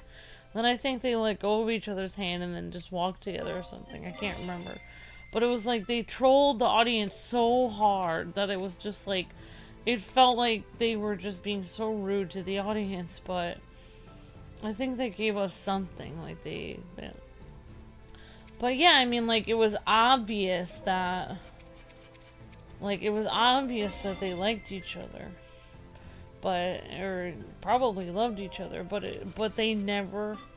Darn. They never held hands or anything because it's... You know what it was? The Scully and Mulder thing was kind of like Roz and Frasier. I always wanted Raj and Frasier together. Because Roz and Frasier... I was just watching a clip of that where Roz was crying because of all of her failed relationships, and Frasier was sort of upset too about his, and they were saying their life was going nowhere, and they were talking to each other, and she was at his door, and he said, well, he's like, maybe we could make one of those silly pacts that people make. And then she said, oh, you mean like, if we're not both married in 10 years, then... And then he said, yeah, like we would, he just said it like so, it just came right out of him. He said, yeah, that we would marry each other. Yeah. And then she said, oh, she goes, I thought you were going to say that we'll agree to kill each other if we're not married in 10 years. But she goes, okay, fine. She's like, I'll make that pact with you, Frasier. So in reality, they did make a pact. Yeah. That they would marry each other if they never found anyone else. Yep, I remember that. And they actually brought Roz back for the new Frasier show, but they introduced a new girlfriend for Frasier. And the thing is, if he would have... Too bad, because it should have been Roz. That's the thing. That's what I was hoping, because the show got canceled. But if Frasier would have chose Roz 20 years ago, and not that... I don't even know who the girl was at the end of the Frasier show. I don't remember. Because Niles steals Frasier's story at the final episode because it's the birth of the babies. Like, Daphne's baby is born, or whatever. Or twins, or I don't remember. Yeah, it's a long almost time like ago. Niles and Daphne almost take over the show So, as the primary. Niles and Daphne steal the conclusion to Frasier. And Frasier's just kind of like being all spontaneous. Like, oh, I'm going to go to Chicago with my girlfriend and start a life there. And then the second season, or the second series of Frasier, also ends with a hanging plot point that doesn't, go in Frasier's... It's almost like the character's cursed. Like, 20 years ago when his show ended, he didn't get a proper conclusion to his story that started all the way in Cheers in the 80s. And now, with his new show, because they don't have another network yet... He has a story that was concluded for the character Alan, who appeared a little bit in the old Frasier show. But Frasier's character also has another thing where, like, he's dating somebody new, and his life is being very adventurous, but it's not a conclusion to his story. Yeah, there's no like you said, like a conclusion to it. Like, he keeps serial dating all these women, and there's no outcome. There's no peace. There's no, like, end game. Nothing ever happens from it because it just continues. Yeah, it's like, actually, Frasier and Roz had a conversation in one of the episodes where Roz was asking... Oh, they were both kind of, like, tipsy or something. And Roz was asking Frasier, like, what's your longest relationship you've had? And so Roz started saying her longest relationships, like 2 or 3. I'm listening. Roz was saying her relationships, like 2 or 3 years for some of her longest relationships. And then Frasier was saying that he was married to Lilith for a couple of years. But then he said in that clip, he said, besides marriage, he said, if we're not counting romantic relationships, he said, you are the most successful relationship I've ever had with a woman, Roz. He said, and then she said, yeah, it's been 7 years. She said, actually, you're the most successful relationship I've ever had with a man also. Like, continuous relationship. So, they both admitted that they were the longest lasting relationship they had ever had. And that's why it's a bummer to me, like, and I was talking to my wife about this because it's kind of funny. Did you guys know, and I don't know if the Frasier thing is true or not, like, there's this thing going around for years that whenever Kelsey Grammer and Patricia Heaton get together with their characters, it's like the Ray Barone curse that you know, Deborah's not allowed to be with any other TV husband. It seems like. So every time Patricia Heaton and Kelsey Grammer do a show together, it gets canceled. Oh yeah, because she's Raymond's wife. She's my wife! Yeah, Ray's wife. Deborah! Not allowed to be anybody else's TV wife. It is hard for me to imagine her with anyone else but Raymond. So the running gag is, like, they did a show in 2008 or 2007 called Back to You, which was a Good Morning news station. It was really funny. It was brought to you by the gentleman from Back to the Future. What's his face? Christopher Lloyd. Christopher Lloyd. Yep. It was executive produced by Christopher Lloyd, and they had a really funny writer on the show. So there was a lot of talent behind the show, but it didn't do well in the ratings, and it got canceled. Then, 10 years later, Patricia Heaton came back to television with a new... Well, I mean, she did The Middle, which The Middle was very, very successful. With the guy who was in Sweet Life and Zack and Cody. He played the janitor, I believe. Yeah, I heard about that show. I never watched it. I've never seen it, but yeah, he played... At least I think the guy from Zack and Cody, the janitor, was... Oh, no, the janitor for Scrubs. Excuse me. The janitor from Scrubs and Ray Barone's wife did a show together called The Middle. It was very successful. Her next sitcom that she did was called Carol's Second Act or Carol's Second Choice or whatever. And she becomes a doctor. And everything's going really well with her show. She did it with Ashley Tisdale, who plays her daughter. Oh, wow. At the very end of the show, they introduce her ex-husband, who was going to be a recurring character in Season 2. And the recurring actor was Kelsey Grammer. So, the show got canceled. Oh, wow. So then, after that, in 2024, they brought back Patricia Heaton because in real life, Kelsey Grammer and Patricia Heaton are really good friends. Like they've worked together on stage, like in stage plays, and wow. They have like a very good acting relationship, and they have great chemistry. They really do. So they got together again as husband and TV wife. This time playing boyfriend and girlfriend. Like Frasier's newest girlfriend was Patricia Heaton, and she dyed her hair gray to look older so she would match Frasier. Oh, yeah, that makes sense. Frasier has gray hair. And everything was going really well, and then their show got canceled. So it's a third thing that they've been together and they've been canceled. Like, it's just kind of lame. Yeah. You can go to sleep. I'm sorry. No, I heard what you said. Yeah, so... Yeah, that is really interesting. I do like... That's probably why I started watching some clips of Everyone Loves Raymond, because you were telling me about that earlier. Yep. I'm so sorry. No, it's okay. I can tell when you're dozing off, though. I'm so... It's okay. You need sleep. I'll wake you up for the ultimate stream. You can probably get 3 hours of sleep if you try now, because this stream's going to be 5 hours. It's okay. It's okay.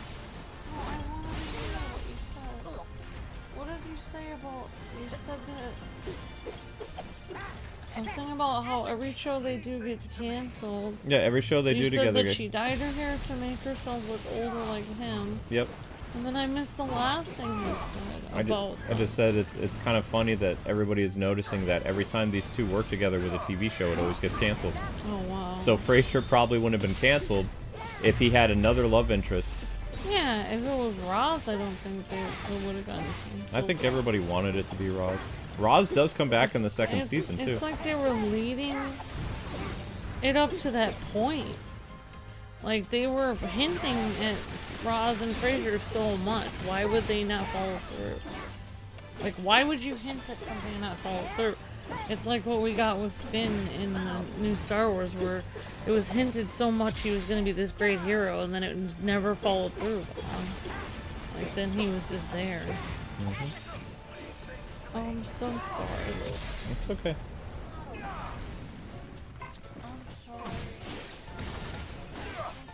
I'm used to it. When you're doing one-worded replies, that means you're dozing off. Whoops. 8, 9 o'clock.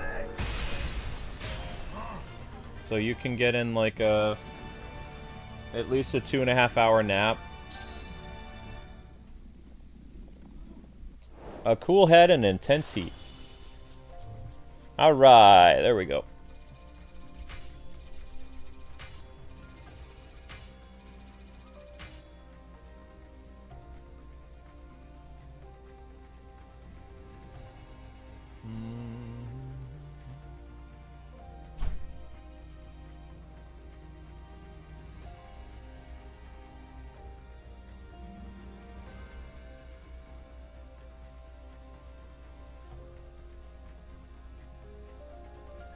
Okay.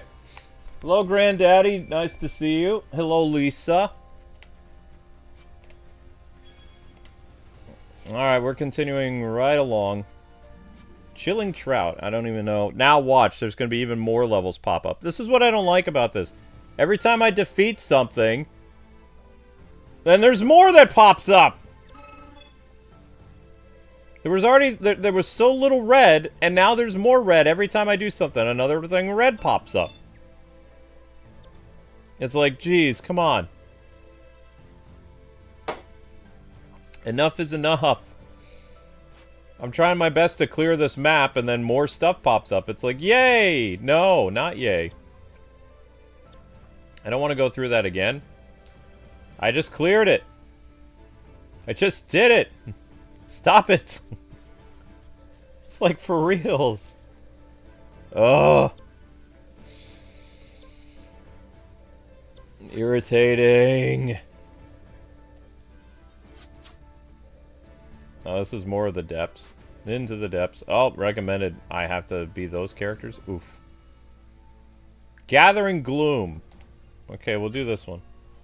A moment's preparation, is it?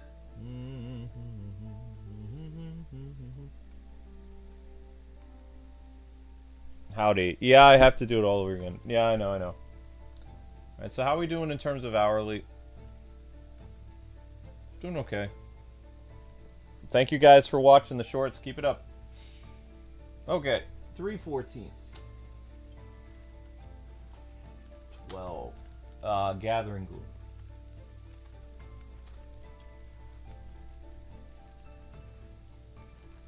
Why does that keep happening? I don't know. I mean, it's just how they design it. It's like, okay, you finally cleared the level 30 stuff, so now we're going to unlock the level 70 or the level 60 stuff. It goes and based on, you know, character leveling and stuff like that. Wonder what's gonna happen. But a lot of people, anyway, were bringing up Spirit Tracks to me, but it's like, I've even retorted to people, it's like, look, I understand that Link and Zelda are a couple in Spirit Tracks, but they're also like 10 or 12 years old. So it's like, I'm not into whole junior high romances, you know? Like, that's great that they are cemented in their relationship and they're going to end up like, you know, together forever or whatever, but I think they're a bit too young, so I don't tend to talk about Spirit Tracks too much. I thought the game was cute, but at the same time, it's like, I like to... I don't have a problem, like, shipping, like, anime characters together, because usually they're teenagers or college kids. It's not weird, but I draw the line at, like... I don't watch anime with junior high characters. Like, when they specifically say in a show, hey, we're, like, in junior high, and this is, like, a romance. Even if the show is good, I feel uncomfortable watching it. Because I know that the age of consent is, like, 16 in Japan, and these characters are, like, 12. So it's like, I don't want to get into, like, a little romancy thing watching them, so I dip out. Because there's always other shows available. And what I like about certain animes right now is there's a lot more animes of late that are actually shows for adults. Like, showing, like, work-related romances, or, like, you know, coming back to your hometown after you've left and you end up falling in love with a girl that... you know, you used to go to high school with or something like that, and you're all adults and things. So there's a lot of variety for people my age now that there really hasn't been in anime. Usually most anime rom-coms are all about high school kids. very occasionally, you know, about college kids. Like, once a year you might get 1 or 2 college-aged shows about them being in college. But the rarity has always been, like, work romance or characters that are, like, in their 20s or 30s. They don't tend to do a lot of anime like that. They do a lot of dramas, like live-action dramas about, like, older people. But they're doing more anime now, like the past 10 years, for people who are in their 30s and 40s, which is actually pretty cool. Or, like, late 20s and things like that. There's been at least, like, 3 animes this year that have dealt with characters being in their 30s or 40s. And they're all really good rom-coms, too. Like, they're excellent. I Have a Crush at Work, which came out in January. Solo Camping for Two. My Awkward Senpai. And there was one other one that came out this year that was all about a girl and a guy that were pretending to be married so that they didn't have to get transferred to another... Like, one person was going to get transferred to Alaska, so they pretended to be a married couple, or that they were, quote-unquote, gonna get married. So they pretended to be a couple, and then, of course, at the end of the show, they do get married, because they do really fall in love with each other. But the reasoning for those older people, like those, you know, 30-year-old people, to pretend to be a couple is because, you know, the company is not going to send you all the way to Alaska if, if you're like, you know, going to get married or something. So they devised this plan that they're not going to get transferred. They like where they live. They like being in Tokyo and stuff like that. So they're just going to pretend to date. And then lo and behold, they ended up falling in love, and they really do get married at the end of the show. And what I like about that show, too, is they both make it their responsibility to tell all their co-workers they were lying, and then really invite them to their engagement party, because they always assumed that those characters since episode 1 were engaged to be married, when they weren't. But that was a really great rom-com. I really enjoyed that. And what I like about lately, they've been doing a lot of exports with that type of stuff, which is more relatable for me to watch shows that are not just high school romances. You know? I like that.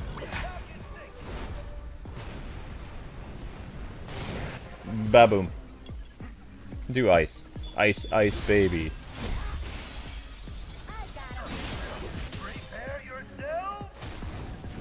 The new Kirby Air Riders is looking promising. I know that's later this week. The stuff we'll be doing this week will be Simpsons and Kirby's Air Riders. I need to come up with some type of programming for tomorrow. I don't think it'll be Hyrule Warriors, because this stream is 3 hours in at 600 views. So that means I'm going to have to take a break soon, because I'm going to have to cut parts of the stream out. Otherwise, it'll end up being a 4-hour stream and nobody's going to watch it back. So we're about 3 hours and 20 minutes at 600 views. That probably means by the 5-hour mark, there's only going to be about 800 views on this stream. Take about 2 or 3 days to get 1,000 views. And by that point, of course, we'll be moving on to The Simpsons and some other stuff. So this is literally the last day I can do Hyrule Warriors for some time. Like, if you guys are able to get 1,000 views, yeah, totally, I'll bring this back. Sparingly, but, you know, there's really not that much left of the game anyway. But I definitely need to find something to do tomorrow. And even today, we're doing an Ultimate stream earlier than we normally do, because, there's just not a lot going on right now. What?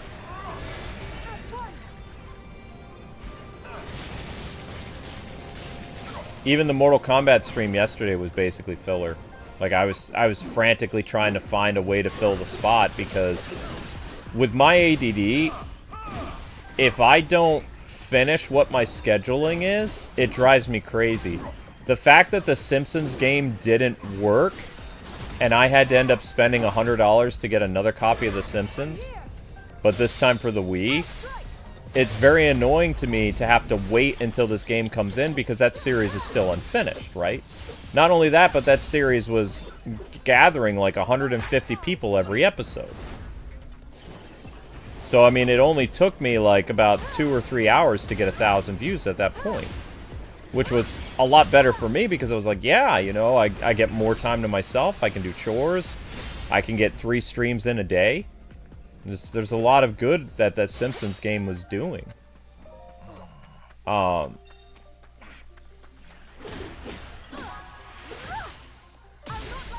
it matter who does the special moves every time? No? Maybe it does, maybe it doesn't. So when that whole Simpsons thing didn't work, I was devastated because it threw off my entire schedule for the month until I get that thing done. And, you know, I was really counting on solo leveling coming out today, and it did. It did, technically. But it's only available in Japan right now, and there's no way for me to cover it. So I have to wait until the 21st, because I will be buying the early access of it. But that means Kirby and solo leveling will be happening at the same time, where I was hoping that solo leveling and Kirby would be at different times. Like, solo leveling would be getting near wrapping up, and then Kirby would start. And now it's going to be the opposite. Kirby will be going on, and solo leveling will happen while Kirby is happening. And the Simpsons will happen sporadically, like during the rest of the month. Whoop. Fire? Ice. Well, that did nothing.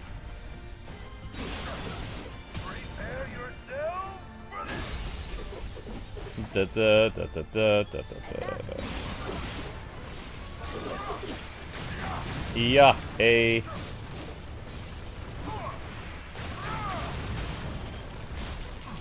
Oh, okay.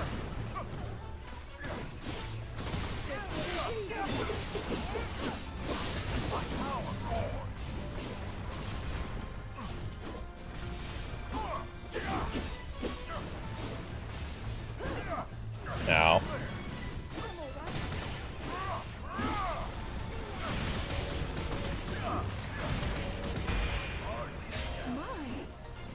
Nope, we're not done yet. As long as you can attack afterwards, that means you haven't completed the quest yet. If you can't do any attack movements after you complete a, quote, successful thing, you have to wait. Hey, Jotaro.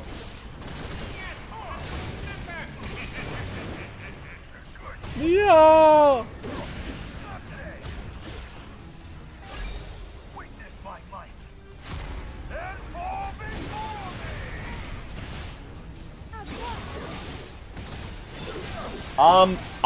I want to, Jotaro. I've been actually looking forward to that game. I reached out to the developer for a review copy, and I haven't heard back from them.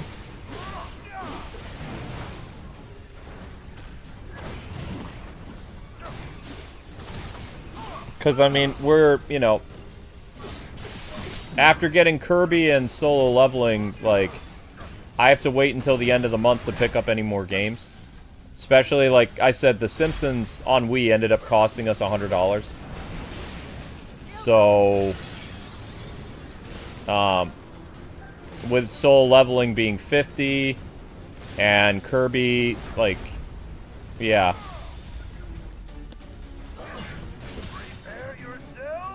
Because the whole point of looking at games that we already own, I own The Simpsons, and I was thinking, you know, I'd be... Since I bought it years ago, I would be able to cover it no problem and earn revenue on it and stuff like that. It'd be, you know, actually be profit for me. Whereas the Simpsons game now, that entire series, even though I need to finish it, it's going to end up costing me more in the long run because I had to pay $100 to get it on the Wii. And I don't think the series is going to earn $100 like over the course of like all the streams I do. Probably if I'm lucky, like based on 5 live streams, I'll get $50 like in total for those streams. Like that's still nowhere near what I need for, you know, getting that back. So I was hoping that everything was going to work out much better than it did. But sometimes, you know, that's just how it goes. I'm not just a traveler. If somebody wants to do a super chat toward that game, I would gladly look at it and do like a mini sponsorship for whoever paid for the game. Kind of like what we did with Naomi and Ninja Gaiden. Like, Naomi was the reason we even looked at Ninja Gaiden because she bought it for us. So, I mean, I'm open to that if somebody would like to help us with the cost of that or do a super chat goal or something, but yeah, we're very tight this year. 2025 has been the hardest year as a YouTuber for us. Because obviously, I mean, Amber had to get a job, you know. But I have been looking forward to that game, Jotaro. It looks cool. I like the futuristic aspect of it. Did another level just pop up again? Come on! I just can't get a break! Huh?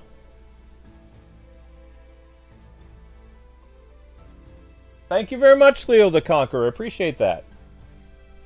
At least we got some revenue for this stream. Thank you very much. Alright, guys, so we're going to take the first break of the stream. Mods in the chat, if you guys could be pushing for the YouTube short. I may have to make a YouTube short during this break. But I woke up with a massive headache. I need to take more, like, headache medicine.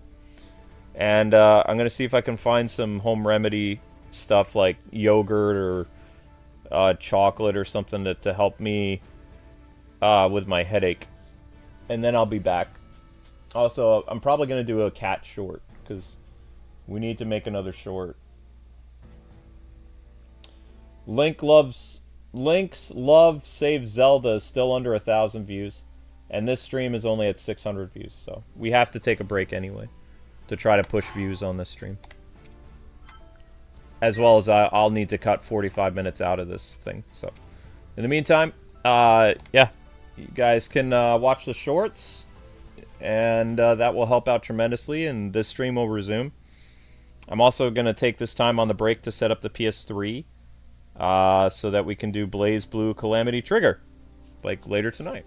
So, and Jotaro, I would do your ultimate tonight, but I don't think people like it when we double book ultimates. I think that when an ultimate does their VIP stream, it's supposed to be like that night, it's their exclusive thing, you know? I don't like to double book people. So since we already promised Max a while ago, and tomorrow's Amber's day off, so she's doing Carlos's stream, which is Gunstar Heroes. But I will definitely get to your ultimate later this week, though. Unless I already did you. I can't remember if I did you or not. I did somebody's stream, but I don't remember who it was. Anyway, I'll be back, guys, okay? And we're going to get some Zelda music for you. Hello, ladies and gentlemen. How's everybody doing? Welcome back. So, big news. Not for my channel, or, you know, anything like that, but anyone who enjoys Japanese entertainment. Whether that's video games, movies, anime. The Japanese government is now getting involved with laws to protect creators of Japanese entertainment so that people in other countries cannot change the messaging of their product. So this is a law that's going to go into effect next year. So that means localizers that have been screwing around with dialogue that never happened, making characters like change how they are in their original Japanese stuff, changing the localization of a game, like what they did with Hyrule Warriors, breaking up Link and Zelda. All that stuff will now be illegal and have consequences for the person that does that messes with the original creator's intent. Yes, this is going to be law in Japan, and it will be enforced internationally. So that means these woke localizers, they can't do this stuff anymore. It's over. The war against woke is done.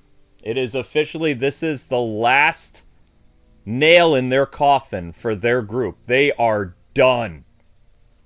This is time for celebration, ladies and gentlemen. It's over. You also had Ubisoft this week basically say that they have been waging a war on gamers. Their stock is now down 95%. The time of people of telling gamers what to do and that we need to get out of the way and enjoy the agenda that's being shoved down our throat, we won. It's over. It's all done. Not only are there going to be laws to protect Japanese creators against like crazy localizers in the United States, which, by the way, localizers in other countries like Spain and Portugal, they've always respected the source material. It's only these weirdos in America that have been pushing their agenda for the past 7 or 8 years in localization for video games, anime, like foreign films, all that other stuff. Every other country has been respectful to people. Like, they haven't gone too far, like in Spain or Portugal or Iceland or wherever. It's only America that they've been acting like psychopaths. It got so bad that Japan literally had to step in and be like, all right, well, this is what we're going to do now. We're going to get the Japanese diet involved. That is hilarious. You know how you've seen all these people, like, saying, hey, there's no consequences for what we're doing. We're just making the show or game better in our own language. Well, that stuff is over. Now localizers, unless they, you know, Japan actually does AI for localization going forward, localizers will actually have to do their job to the best of their ability. They won't be able to make really weird ad-lib stuff that they've been doing and changing the stories for some time, which there's been a lot of anime that unfortunately that I've seen where the localization doesn't make any sense, or like they try to say something about a certain character or imply another character's, like, you know, especially in a show that doesn't focus on that specialty group.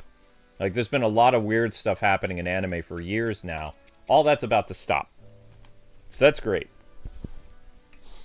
And, you know, you guys know that earlier this month, Square started, like, firing most of their Western studios as well as selling them off. So, you know, it's done.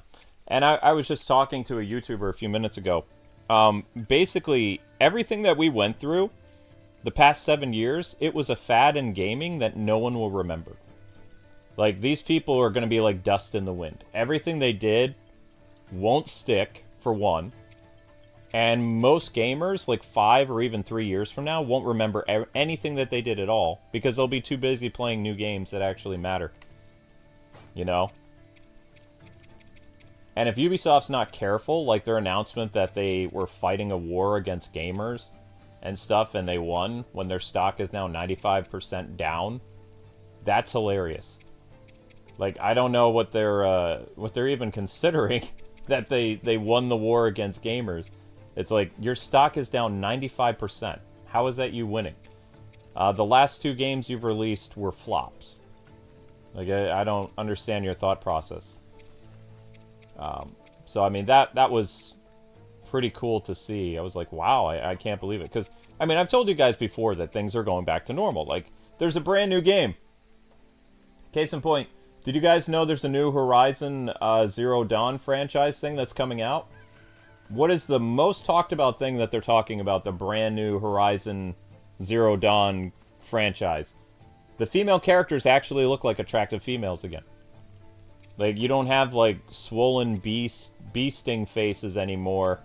There's nothing that you can make fun of the new Horizon game coming out to mobile earlier this year, or later this year, or next year, probably.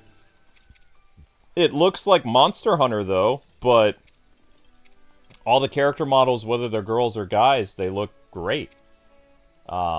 It could be, you know, outsourcing or whatever, but for a while, the Horizon franchise, like, the people in it all look ugly. That's one of the core reasons why I don't play the game, is the art is just gross. It's not very appealing at all. It's like, So, whoever's making the game went out of their way to make sure that the new Horizon game is actually going to do well, and they made all the characters look pretty cool. And that's all gamers have been asking for. So, yeah, it's all over. Like, it's done. I guess their last thing that they tried to do to stamp their feet was to break up Link and Zelda, and that's it. Like, that'll be the last thing that anybody remembers that this group did over the past, like, you know, couple, 6-7 years. But I love the fact that the Japanese government's getting involved to protect their content creators. Or not content creators, the people that actually make the products. Whether anime studios or like manga artists and all these other people, because they've been upset for years that people have been ruining their stuff outside of their country. And they've had no control over it. And now they're going to have a law that helps with that. I think that's awesome. You know? Well, now I'm excited.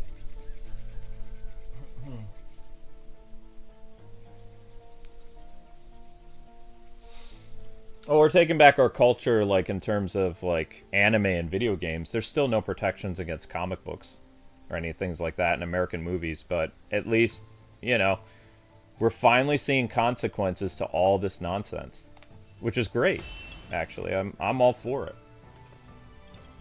My storm shall rage on.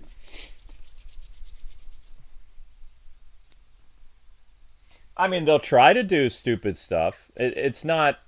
There's just consequences now. Like, basically, I'll give you an example, OH. Let's say an anime rom-com comes out, and it's about 2 straight characters the whole show. And there's no, you know, no additional characters, no other romances.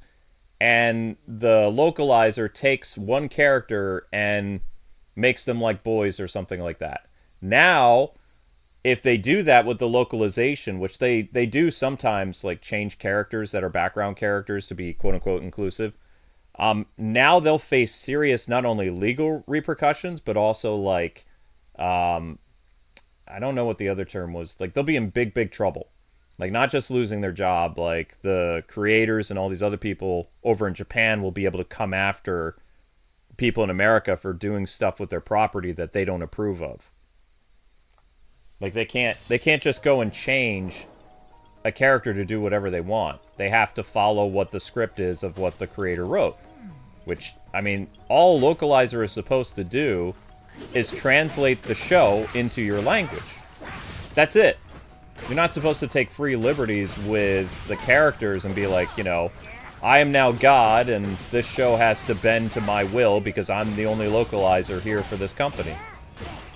They'll have to actually do their job correctly. Or face the consequences. So, I mean, I think some of these people will try to do stuff, but, I mean, their time in the sun is over. It's done. It's been done for a year, though. It's just like now it's the final nail in the coffin for a lot of stuff, because they've been trying to ruin anime for years.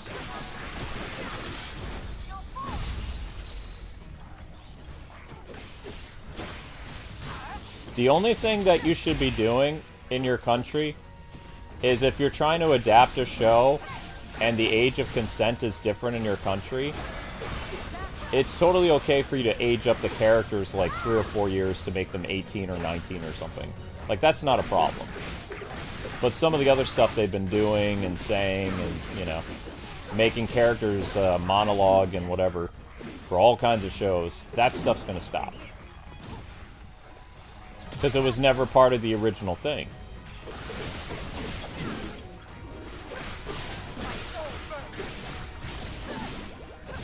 And they've been doing that with gaming, too. Square also is very upset with a lot of American localizers because they changed a lot of aspects of Final Fantasy VII Rebirth and Final Fantasy Remake that never included any of the stuff that they've been pushing. And what, you know, Japan is aware of is it makes people angry, and Japan doesn't like controversy. The key differences between a Japanese game developer and an American developer: they will push social justice stuff, they will push agendas, and they'll do whatever they can do. It doesn't matter if it impacts their business, they don't care. Japan is like, well, we understand this, but we don't want to rock the boat too much because we want these people to come back and buy more of our games. You know, we have brand recognition. America's like, screw brand recognition, this is about getting the messaging out, or whatever. So they have two different approaches of doing things.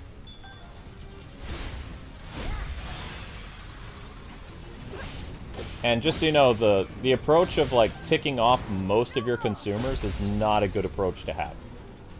Like, Japan gets that. which is why they've been course correcting for a year or two. They understand that people are angry, and they understand that the customers matter. American companies and developers like to attack the gamers and be like, well, these gamers are toxic and we don't want their money anyway. And then when they lose a lot of money, they're like, if it wasn't just for these stupid gamers, we would have made money. It's like, no, if you actually would have made your game instead of the modern audience, made it for gamers, you probably would have made money with your game.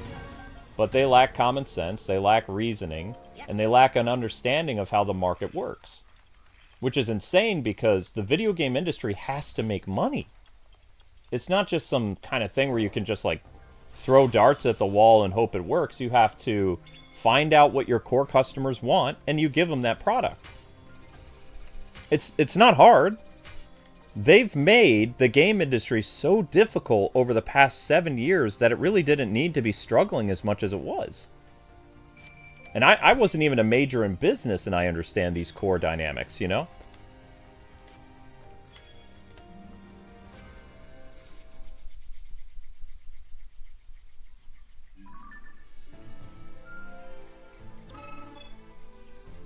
No, that's not the only thing they do with the localizers. The localizers just don't do that. They change a character's, like, appeal. Simply magnificent. Like, they'll take a background character that's not around much, and they'll be like, well, this character is now gay. And you can't do that. But they've been getting away with this stuff for years. What people don't understand, and localizers don't seem to get, is Japan specifically makes certain categories of shows. They're not like American TV where they're like, okay, there's going to be a wheelchair person, there's going to be a gay person, there's going to be a straight person, whatever. In anime, if it's a rom-com about a girl and guy, that's the only romance that happens in the show. Like, that's the focus. You don't need to have other characters that, you know, they don't have other stories anyway. They're basically characters that support someone. But what they do in America, which they have been for a while, which is now why Japan is cracking down, is they've completely changed characters that weren't that way, and they just did it because they're trying to be quote-unquote inclusive. And Japan's like, yeah, you can't do that anymore. Like, that's not happening. Because it's not the creator's original intent. There is material that they could actually go and, you know, get boys love stuff or whatever. There's actually shows that are geared toward a certain audience, but mainstream stuff only appeals to mainstream. They don't try to be inclusive because they know it doesn't work. It's just going to tick people off. America doesn't get that. They're like, okay, we're going to have to make sure we have an Eskimo, a Native American here. We're going to need lots of disabled people. This person's missing an arm. They need to be in the show. This mailman has, like, burn damage because he was in a fire or something. They just keep going off the list and make sure that everybody is represented in every show. Japan doesn't do that. If you're looking for a specialty show, then you need to go and look in that aisle. You're not going to find that in their mainstream entertainment because it's not going to make them money. It's that simple. It's not to hurt anybody's feelings, it's just business. But Americans like to mix business with opportunity or with agendas. And they're like, well, if you don't like this, too bad, you're going to have to see this regardless. Whereas they could actually translate shows that focus on that stuff, but they refuse to. So I, for one, think it's awesome that Japan is finally going to crack down on these freaks. It's like good. Because they've been ruining stuff forever. And Japan creators, for a while, there's been nothing they can do. But if there's actually a law that's going to be in Japan that helps people, and they can actually enforce that internationally, I say go for it. It's the only way it's going to stop. There needs to be consequences for ruining, you know, somebody's creative stuff. You just can't do whatever you want. Your job as a localizer is just to make the stuff in your language. That's it. You can't take free liberties of stuff. It's not like during the time of Voltron or Thundercats or, you know, Robotech where literally they didn't have the scripts for the show. You guys know that, right? The reason why Sailor Moon and Ronin Warriors and Robotech and all these other anime were very strange compared to their Japanese counterparts is the Americans created all new storylines and everything and basically watched the anime like it was a silent movie. They didn't understand the plot at all. They built up the story around the footage. And that's why Sailor Moon in America is very different than Sailor Moon in Japan. Until the 2000s. Because they didn't have somebody who spoke Japanese, so they couldn't translate the shows. And that was the same for Ronin Warriors, Sailor Moon, Robotech, Voltron. They just made it up as they went, and that was okay because, for one, the rest of the world wasn't as big and interconnected as it is now. If you're going to do an adaptation of a anime that's in all Japanese now, you can get a transcript as well as you can get the script for the anime fully in English, so you know everything that the characters are saying scene by scene by scene. So localizers don't have the same excuse or the freedoms that they had in the 1980s. If you are doing a localized version of an anime, as a localizer, it is your job to make sure it is as accurate as possible to the original source material. You can't have the freedom of expression because it's not your product. No, no, no! Ah, you just broke the flashlight.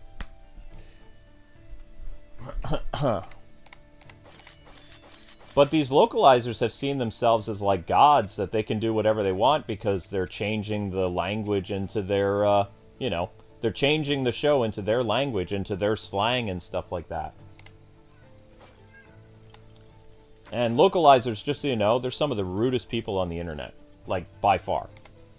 Like, they are really, really mean people. And they have, like, some of the biggest egos I've ever seen in the anime industry.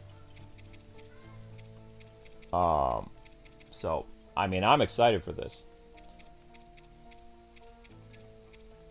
But I don't know how it will impact gaming much. I guess we'll find out. What is it, Linky? You just broke my flashlight, buddy. I don't see how I can go down in the basement and check on things when you literally just broke our flashlight. I asked you not to do that, and you knocked it off the table anyway. So that was not cool. I see.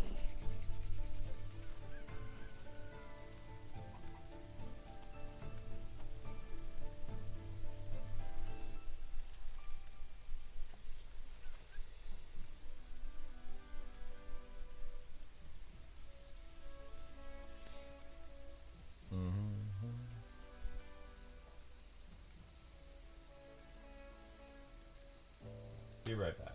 Alright, so that's a be right back. So this is a continue thing. This is for 413, 411. Shouldering guilt.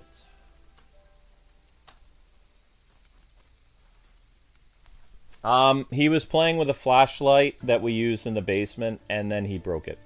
Yeah. It's my fault. I left it out. Usually I hang that behind the door, so that's my bad.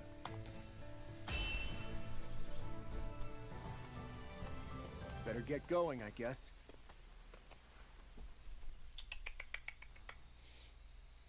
You gonna go replace that flashlight, pal? He's like, what? No.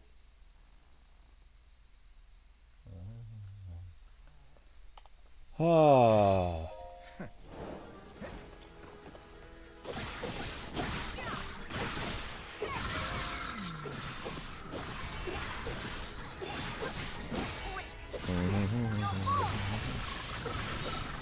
Yeah, but sorry about that, guys. I was coming off a conversation with another YouTuber, and it's like, yeah, I totally agree.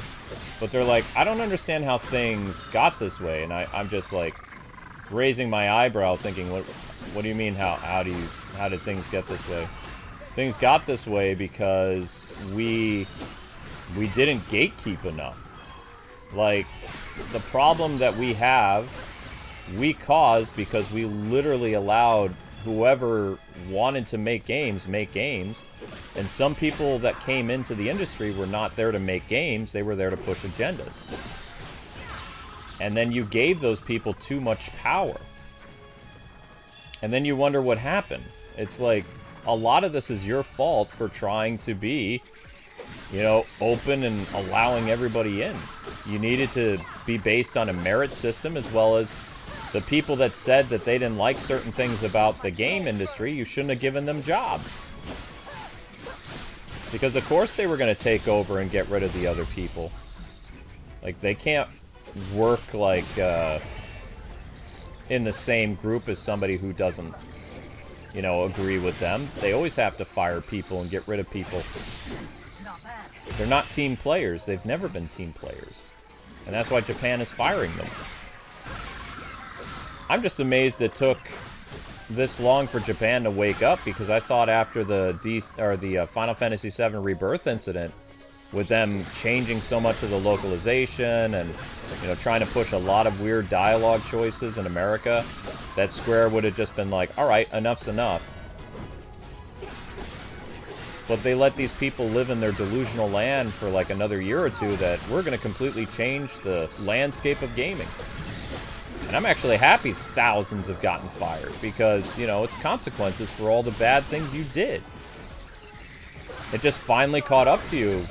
The only thing I feel bad about is the innocent people that got fired that had nothing to do with that. They just worked for the same company. That sucks. Like, I feel for those people, but majority of the people that have been fired, I mean, it all checks out. They've got the stuff in their bios, they've got the flags, they've got all that other stuff. So I don't weep for them. It's like, they had it coming. But the innocent people, yeah, totally. I feel bad for them. Because Square is literally on a manhunt for anybody that they deem crazy. Because Square is super angry because of how much money they lost. Final Fantasy VII Rebirth was in development for a long time. And it did not do well. And a lot of that is, well, the fault of the West. They changed it too much. Final Fantasy VII Rebirth was a shoe-in. It was a, you know, easy A+, would have been. So Japan is going to be reevaluating their global partnerships going forward. So that means if a consultant comes up to them and be like, well, this is what, you know, America and the rest of the world thinks, Japan's just going to be like, shut up. Japan's going to be like, we saw what happened before. We're good.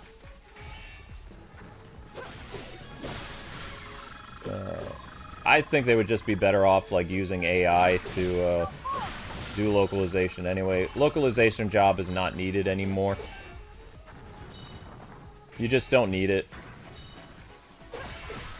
I say the countries that did a good job, like Spain and Portugal and, like, Ireland or whatever, like, countries where they actually speak anything other than English, I think they should keep their jobs. Everywhere else that's screwed up, they all need to be replaced with AI. I think that it would be well deserved. Is there any way to knock you down? Anybody have like a bow and arrow? Oh, he has a bow and arrow, okay. I need to go to where that thing is. Or maybe I don't need to go where that thing is.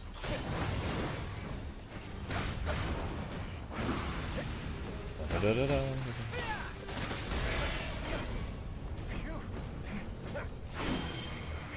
Try harder. It's over. Whoop.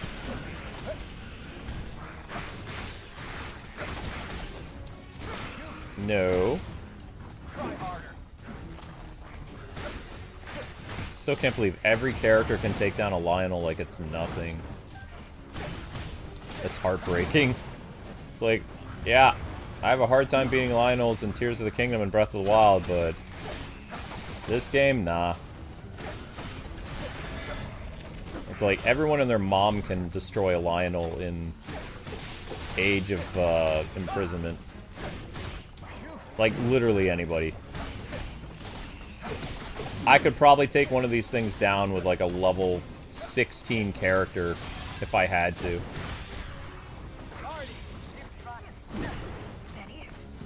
They're just not scary in this. And from what I remember, even the Guardians in Age of Calamity, they were challenging. Like, you couldn't, you know, take them out like so quickly. But all the really tough Zelda villains that they brought back, or Zelda mini-bosses or whatever, that they brought into Age of Imprisonment, they're not too hard to beat.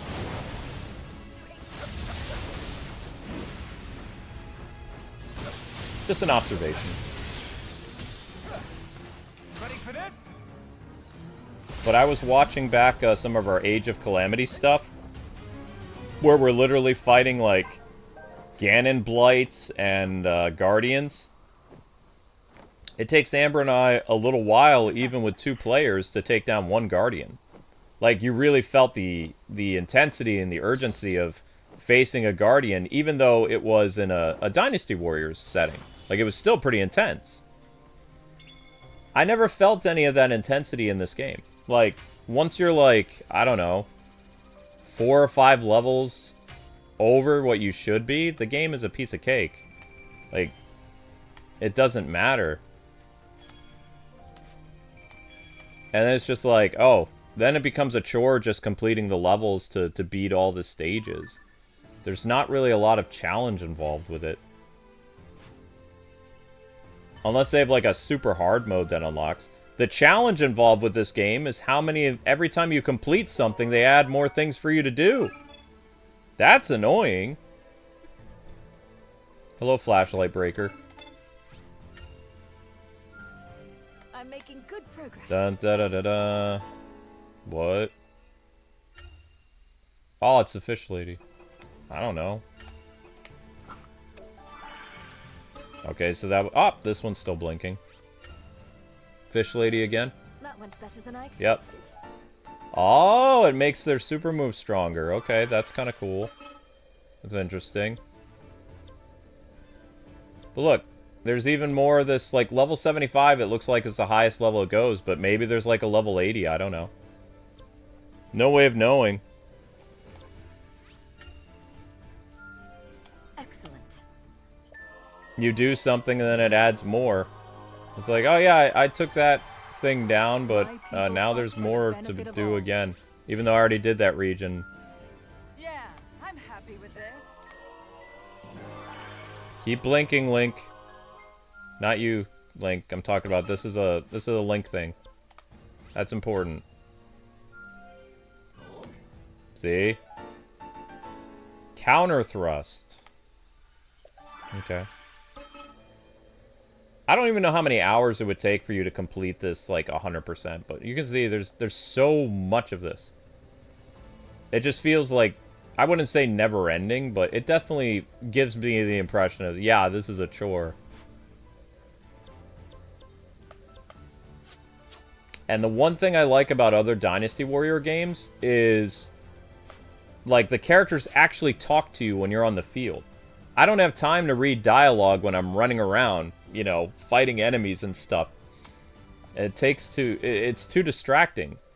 It's a lot easier to get more of the story of the characters when they're actually speaking. So I don't understand why in this particular Hyrule Warriors, there's not that much dialogue that happens outside of the cutscenes. I believe in Age of Calamity there was sections where they talked. Hyrule Warriors 1, there wasn't any sections where they, you know, talked outside of story stuff. Actually, I don't even remember if there was voice acting in Hyrule Warriors 1. There might have been. I can't recall. It's possible. Alright, let's do this. Let's prove a point. I have several characters that are under level, so. I can ill afford to neglect Tangar Canyon.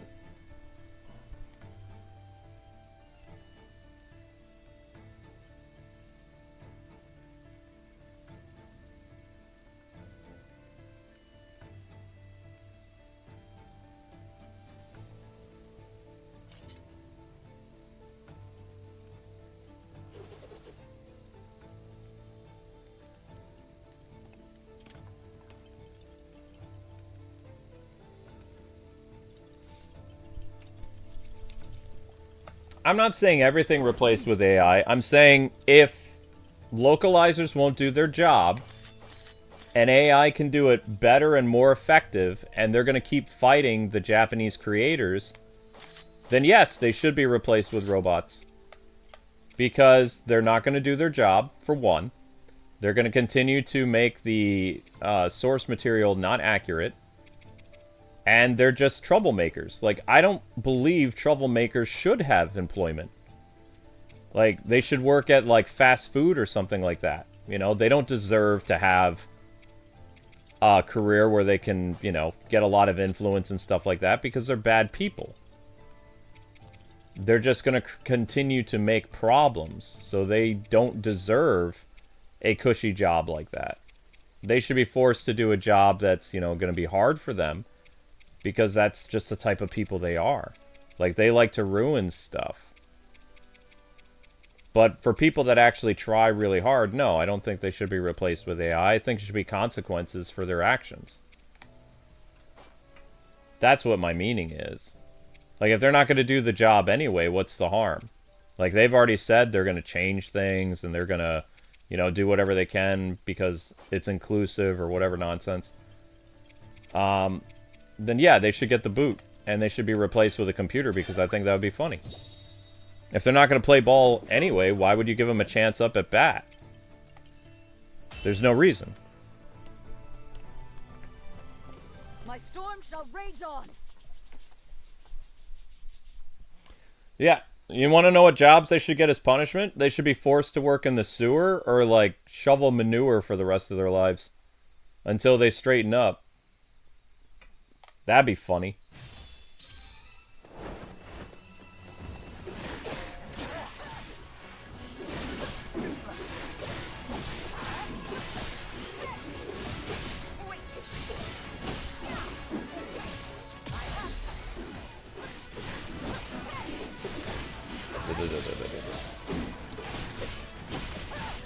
Those are important jobs anyway.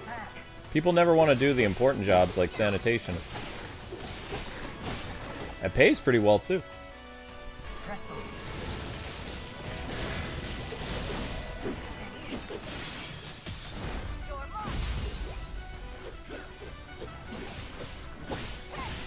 Ow.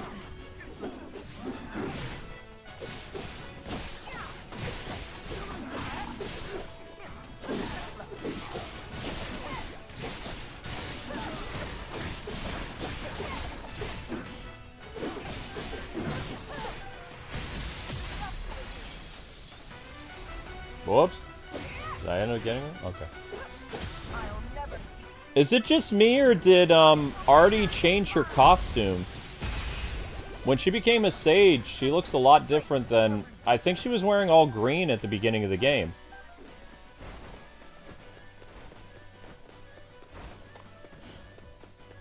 I think all the sages wear white now. Let me see. Where's the bird guy? Yeah, the bird guy's wearing white.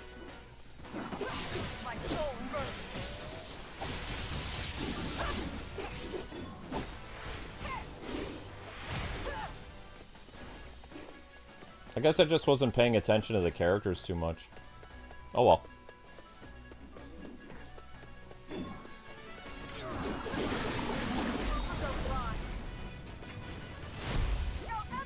So we have several characters that are under level right now. And we're doing a level 70 challenge, by the way. So I think Artie here is only a level 45 or 50 maybe. And she's fighting a silver moblin that they recommend you be a level 70. Now, I'll just let you guys know this outright, because I played Hyrule Warriors to death, the original game, like the adventure mode and all this other stuff. If you challenge a monster that is like 20 or 30 levels higher than you, in the first Hyrule Warriors game, you will get smoked. Even if you're like 10 levels under, or exactly the same level, you can still get smoked in those adventurer levels. This is my, I don't know, 16th live stream of this game. I'm playing something that's way out of my, my league with these characters, and I'm owning it. You know? Like, compared to most Dynasty Warriors games, this is just my personal opinion, but I feel that this game in particular is one of the easiest Dynasty Warriors games I've played in probably 20 years. It's fun, but it lacks the umph. And one of the most challenging Dynasty Warrior games I ever played was on the PS2 and the Wii U. And the Wii U game, of course, being the first Hyrule Warriors, the Adventure Mode. The Adventure Mode drove me nuts. And I don't actually think I've completed all the Adventure Mode in Hyrule Warriors, the original. Amber did a lot of it, but we never fully completed it. We just got as many costumes as we could and we called it a day. There was still so much we could have done in that game. It has so much content in terms of a Dynasty Warriors game.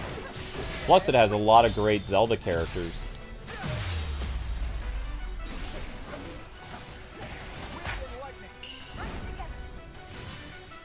Shocking.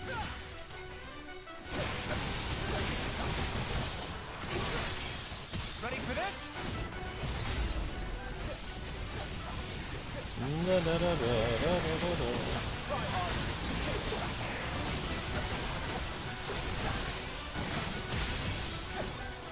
Ready for this?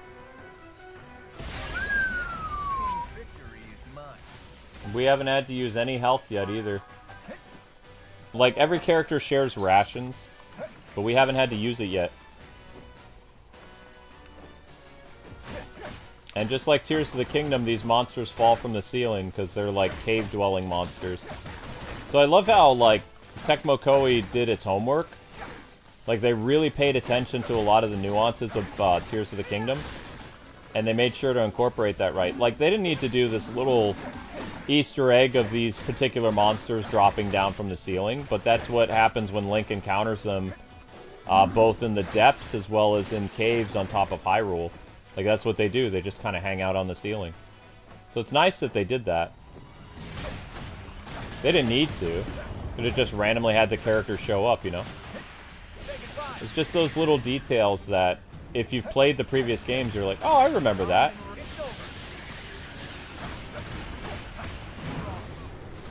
It just shows how much respect they have for the property, you know? Like, for the brand and as well as the series of games that this is connected to.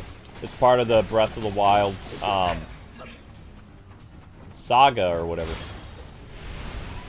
Or franchise or whatever.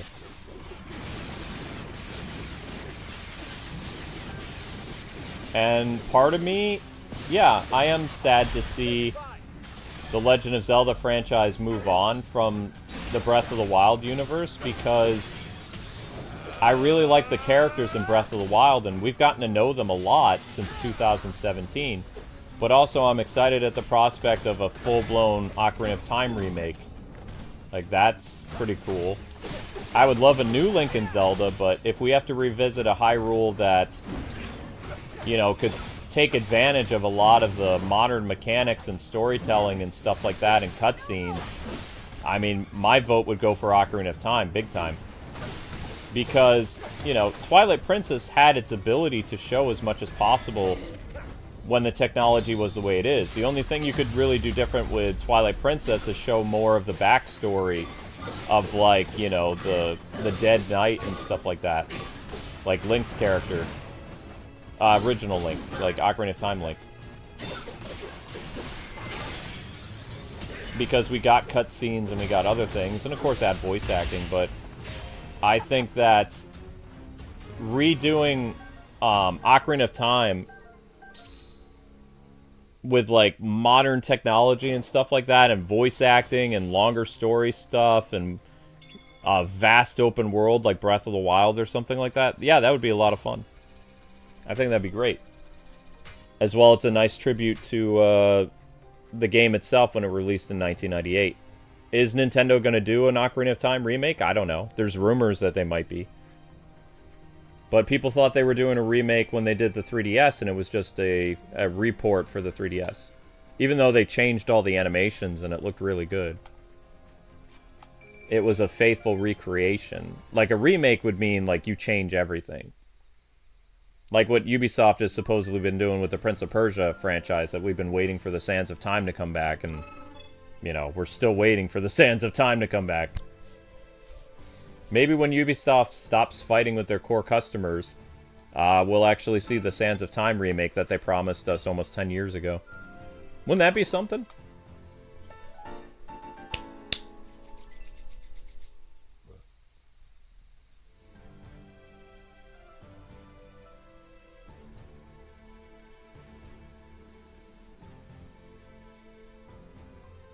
You're fine, Mito? How do I say your name? Is it Milto or Mito? Like, how do you pronounce it?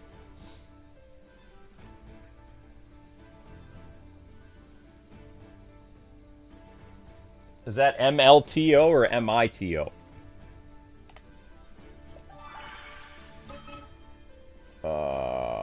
Are we actually getting any closer? I can't tell if more things are... Nope, more things are still popping up. Never mind. But you see what I was talking about, though? Like, I was a level 70. But most of my characters there were level 55, level 49. I didn't even change until the very end when the game made me change to a character that was around that level. Like, I went through with the smaller characters, no problem. And this is what I'm talking about, is, like... I don't know if they're going to include a challenge mode later on. But this game is just, it's really easy. The thing about this game is it's just very time-consuming. Like, it takes a while to complete each, like, skirmish, you know? Whereas if you're supposed to be, like, really powered up, you should be able to breeze some of these levels that require, like, level 32 or something like that. It should only take a few minutes. Like, the levels themselves take a while. And there's just so many of them. So it's, like, it's a time drainer. But it's not hard. It just takes a while. Like right here. This is a level 30-something. Or whatever. It shouldn't take that long. Okay, this one recommends level 64. So let's see if this one's going to be a challenge. Time to rest my wings.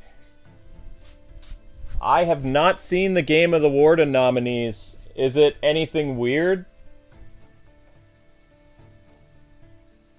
Are you? Let me ask you this, BJ Williams. Are you happy with it, or did they pull some weird stuff? I'm assuming Indiana Jones made it, right? Alright, let me see the Game of the Year nominees.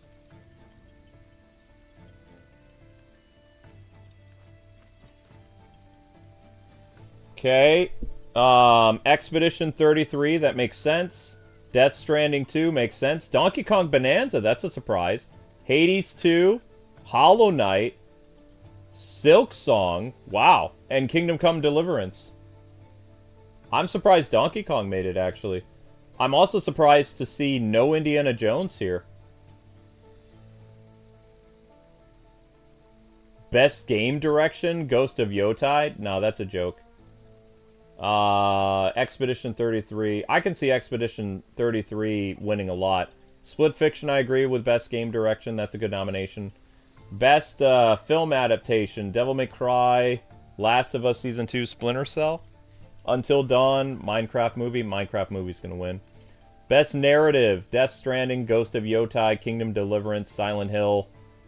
I mean, best narrative's probably going to be Expedition 33. Best art direction, Ghost of Yotai, Hollow Knight. Nah. It's weird to see Ghost of Yotai keep popping up, though. When that game was not received well. It's criminal what happened to Indiana Jones, though. I would have put Indiana Jones in this. Best audio design, Battlefield, Expedition 33, Death Stranding, Ghost of Yotai, Silent Hill. Best performance, Troy Baker for... So the only... It looks like the only award for Indiana Jones has been if Troy Baker wins Best Performance, and they're probably going to give it to the lady who played Ghost of Yotai. Most likely. So Troy Baker got robbed. Innovation in accessibility, Assassin's Creed Shadows, Doom Dark Ages, South of Midnight. Okay. Games for Impact. Okay, don't care about those. Best ongoing game, Final Fantasy RPG, or Final Fantasy MMO, Fortnite, Helldivers 2, Marvel Rivals, No Man's Sky. I'm going to guess Marvel Rivals will probably win, or Fortnite. Best community support, Baldur's Gate, Fortnite, Helldivers, No Man's Sky. Don't care. Best independent game, Expedition 33 is going to win that easily. Best debut indie title. For me, it's hard to believe that Expedition 33 was an indie game, but it is. Like, that was like a AAA worthy game. And it's an indie title. That's insane. Wuthering Waves will probably win Best Mobile Game.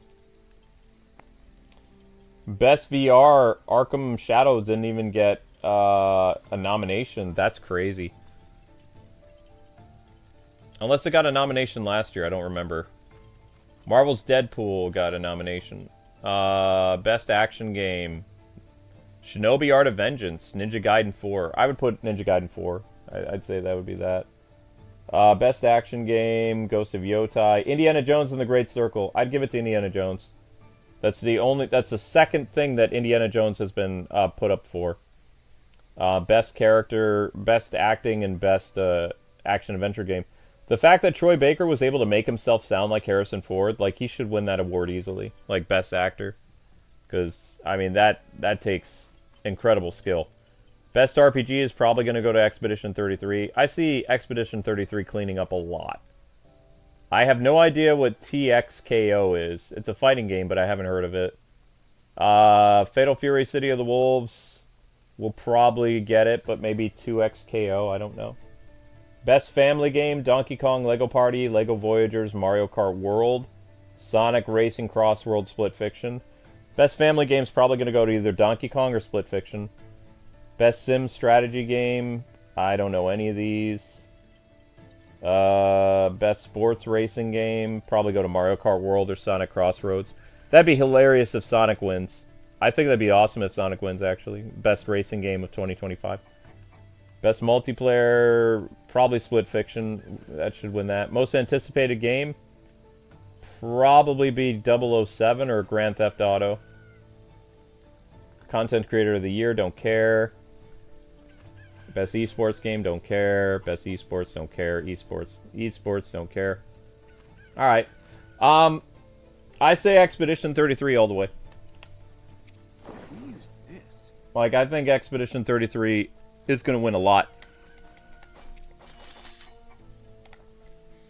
But I feel bad for Bond because Bond was... Or not Bond. I feel bad for Indiana Jones because that was a really good game. Like, immensely good. It's a surprise to see Donkey Kong nominated for Game of the Year, but you know what? Donkey Kong was really fun. Like, a tremendous amount of fun.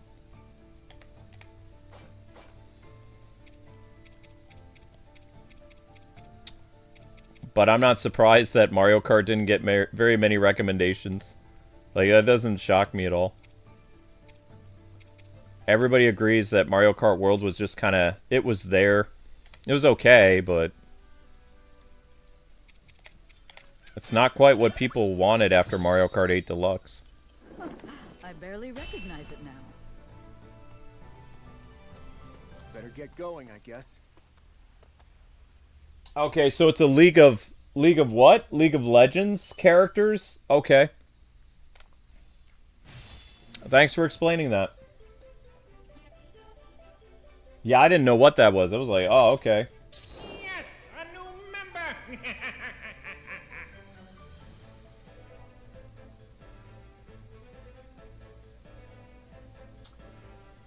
My least favorite series that I did with Amber?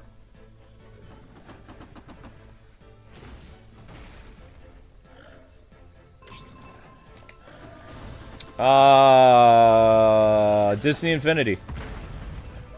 Be my least favorite. I did not like the game. Disney Infinity was like a curse for me because Amber loved the game and I didn't. I thought the games were very basic and they weren't exciting for me to play at all. They felt too kiddie. And the only reason we kept doing them is because my wife loved them, for one. And they got a lot of traction. We got a lot of subscribers, and we made a lot of money off of Disney.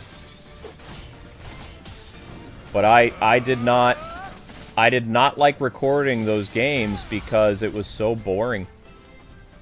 In fact, if you go back and listen to those videos as an adult, and you're not a little kid anymore, you can hear that I sound very annoyed in a majority of our viral videos that were Disney Infinity, because I didn't like them.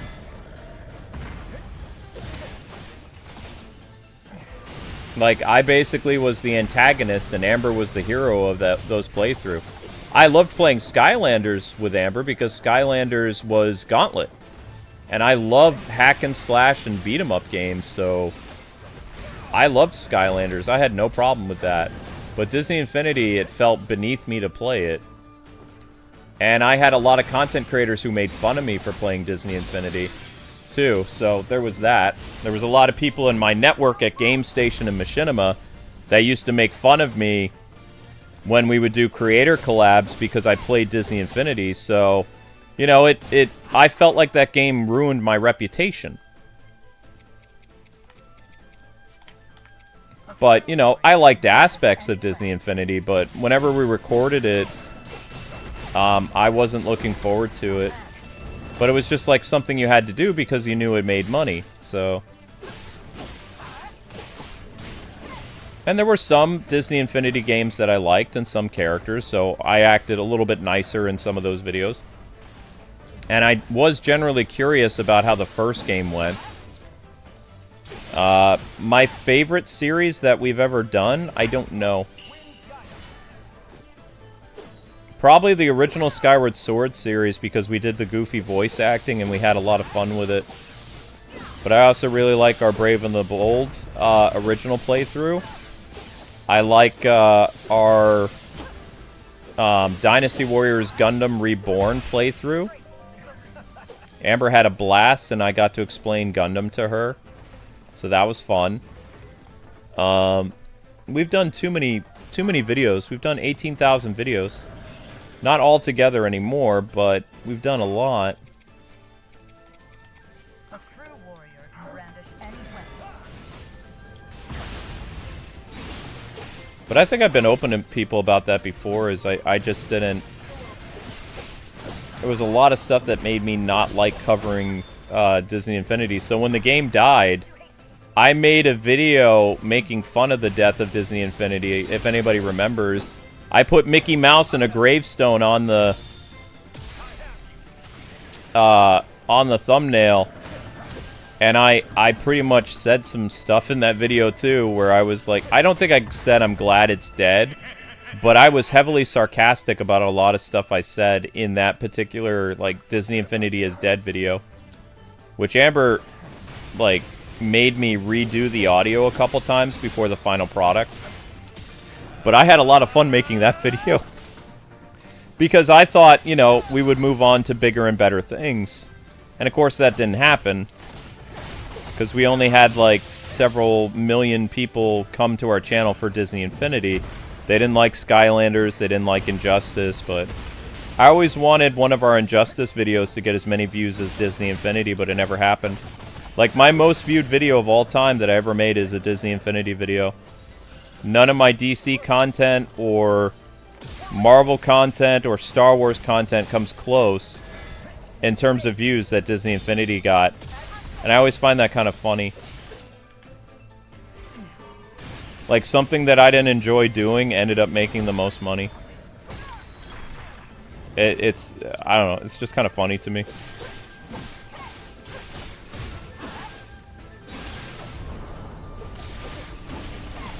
Oh, I know. I think my favorite series that we've ever done on the channel is Ace Attorney.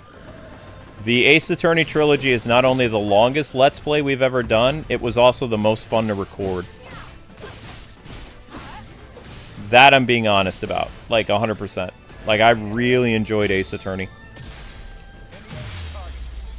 I like the mystery aspect, and I love doing the character voices. Ready for this?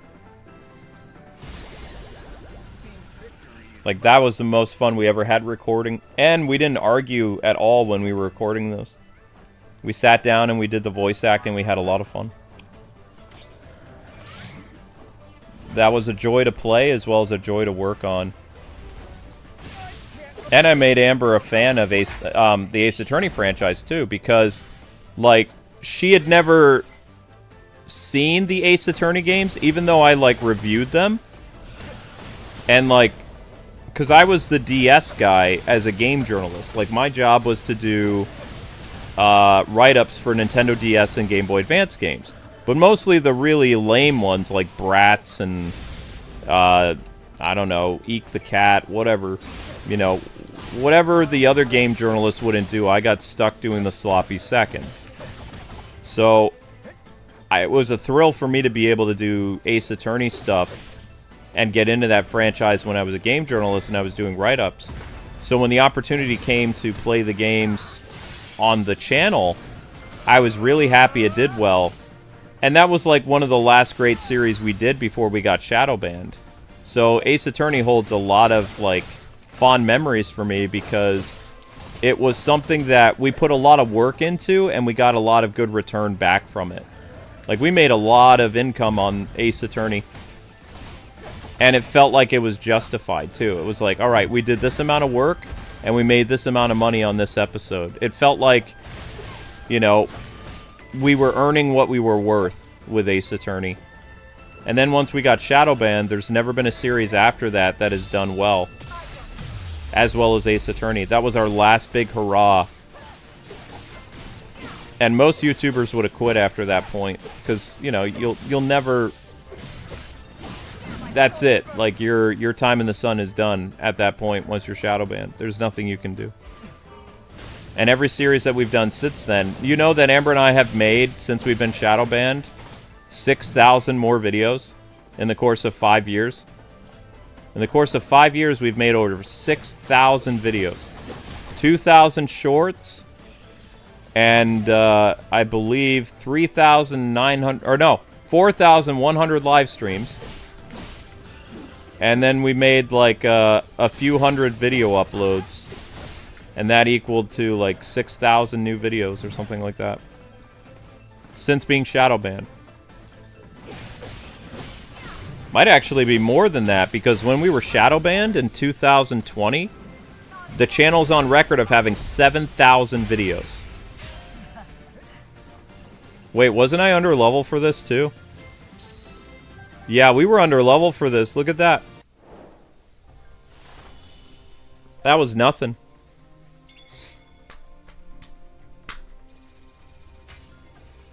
Not sure if I saw the super chat. One sec.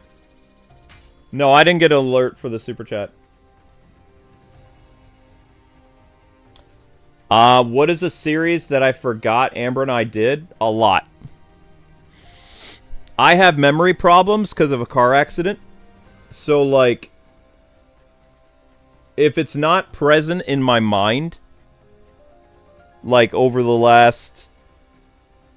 I have a hard time remembering what happened like a month ago or 2 months ago.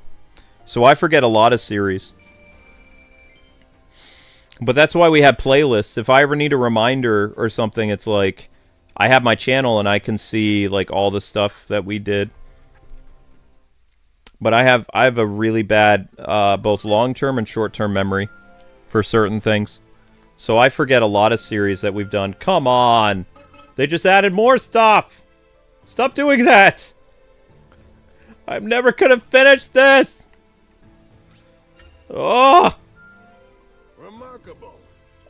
It's not remarkable, it's annoying. Stop doing that! Stop it! Let's see. Oh, okay. I did not remember ever doing the Legend of Zelda on this channel. And I thought it was a Mandela effect. And I still think it's a Mandela effect because the things that I am talking about in that stream is really weird. And I have no recollection of it. Like, also, it's a complete behavioral change for me.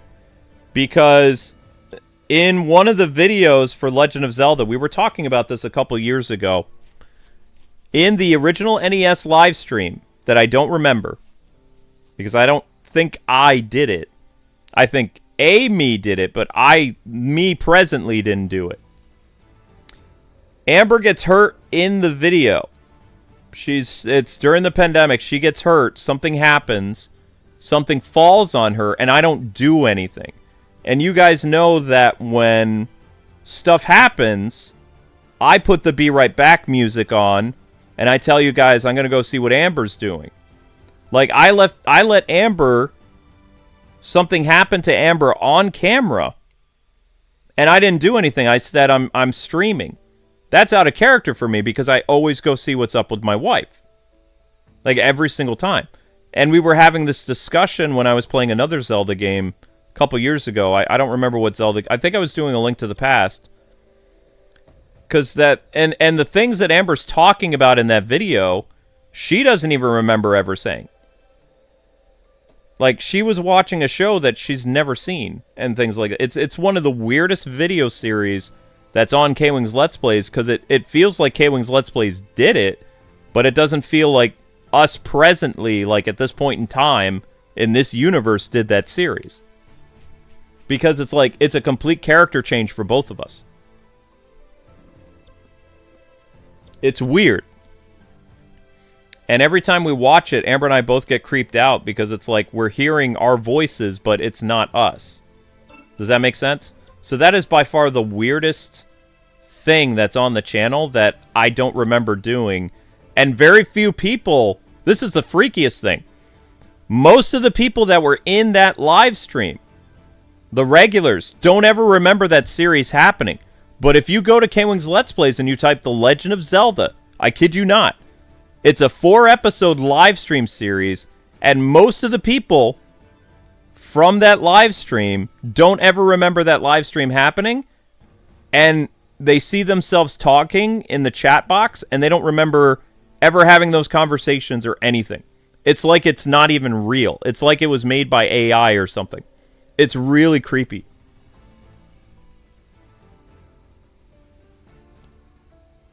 Most boring series that we've ever done?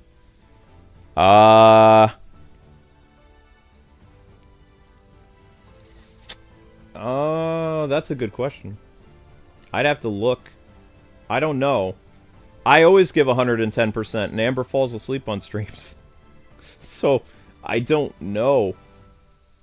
Let me go back and look at some 2022 Let's Plays real quick. Because I think there were some boring games I did. Gotham Knights was pretty boring. Like, I don't remember it, but I remember Gotham Knights being really boring. I love Stray. I wanted to continue doing River City Saga, but nobody was watching it. Like, that's an unfinished Let's Play.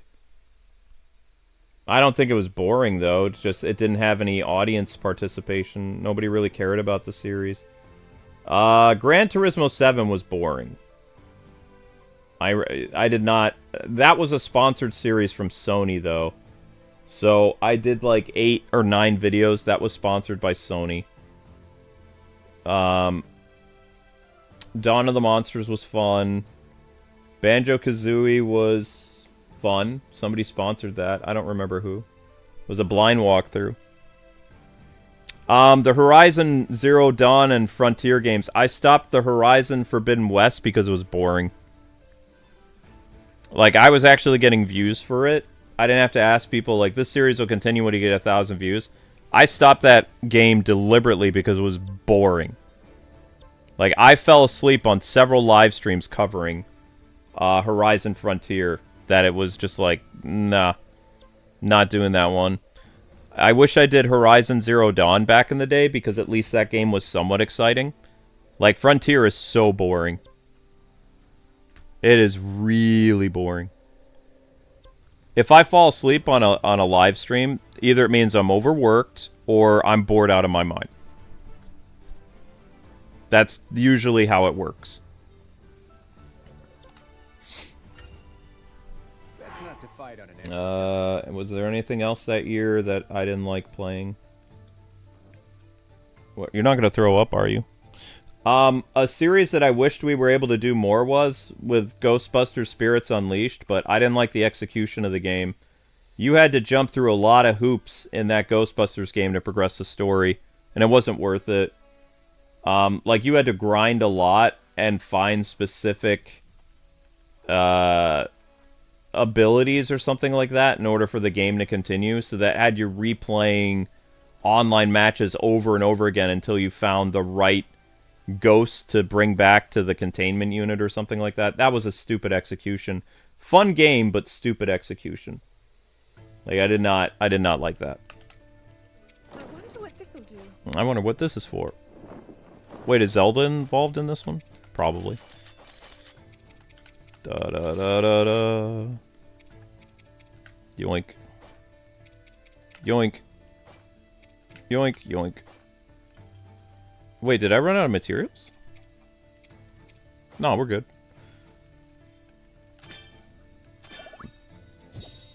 Oops! Oh, crap, it's already done. Ah, I jumped the gun there. Okay. The characters in this are Link, Zelda... Sorry, Robo-Link, Zelda, Birdman, and... I don't know who else. Alright. For 2021, I liked Guardians of the Galaxy. I thought that was a fun series.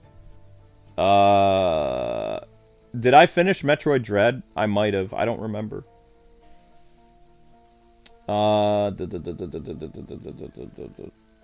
Skyward Sword was a blast to do. Monster Hunter Stories 2 was fun. DC Superhero Girls was sponsored by the people who made that game. So that was... I had to do that because that was a sponsorship. Ratchet & Clank Rift Apart I liked. Final Fantasy VII Remake Intergrade DLC I liked. Legend of Zelda... We did a lot of Zelda games that year. Legend of Zelda 4 Swords Adventures, Legend of Zelda The Minish Cap, The Wind Waker, 13 episodes of Wind Waker Live. Ghosts and Goblins Resurrection, that was pretty intense. Majora's Mask HD. Legend of Zelda N64. A Link to the Past was that year. Link Between Worlds was that year. Wow, we did a lot of stuff that year. Holy cow. That's a lot of content. That's a lot of content. Probably did 1,000 videos that year alone. I don't know. It's a lot.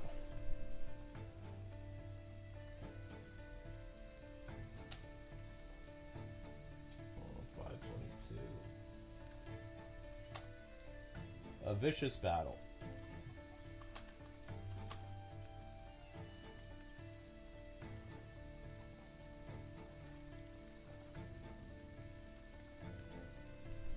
Okay. I didn't finish the Tony Hawk game. Yeah, I didn't like the Tony Hawk game. I liked the Tony Hawk game back in the day, like the original, but it wouldn't let me get past certain levels if I didn't do certain tricks or points or something like that, so I just got tired of playing it. Also, I don't think the audience was very receptive of the Tony Hawk series we did. I don't remember, though. Like, usually, when I stop a series, it's because either we didn't make any money on it, number one. I'm a very easy guy to understand. If something doesn't make a profit, I don't do it. It's that simple. So there's been several Let's Plays that have done so poorly that I don't continue them because audiences don't watch it, I don't make an income on it. So there's no reason for me to do it. I'm not one of those people like where I'm like, oh my gosh, this is unfinished and it's driving me crazy. If it's an unfinished series that people watched, yeah, I'll go back and I'll finish it. But if it's something that people didn't watch and I have to put more work into it, and I'm not going to get anything back for my investment, like my time, my energy, any of that, then no, I'm not going to do it. Case in point, I really don't want to do, what was it, Tokyo Mirage Sessions, But I keep having ultimates saying that eventually they're going to make me do that again when they're, you know, when they need a game to do monthly, they're going to make me do that game. And I don't like that game. The game is... That game overstayed its welcome. Like, it's too long, and it's just... I don't know. It's not as fun as some of the other Fire Emblem games, but I've heard from at least... four ultimates that have been around for like 5 years that eventually I'm going to have to play that game because they're going to sponsor it. And, you know, even though I don't like the game, you know, it's their money, so me playing it for an hour and a half or something is not the end of the world. But me playing it on my own and trying to bring that series back never happened. Never happened. I would not do that on my own accord. Like, that would have to be a sponsored thing. Because I just don't like it. Whoops.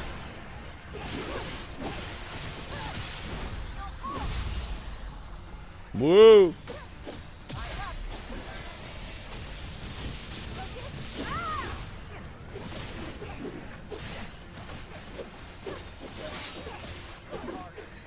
Yeah, but the Batgirl or the Gotham Knights series, the most fun that I had playing that was with Amber, but the games, it was just so boring.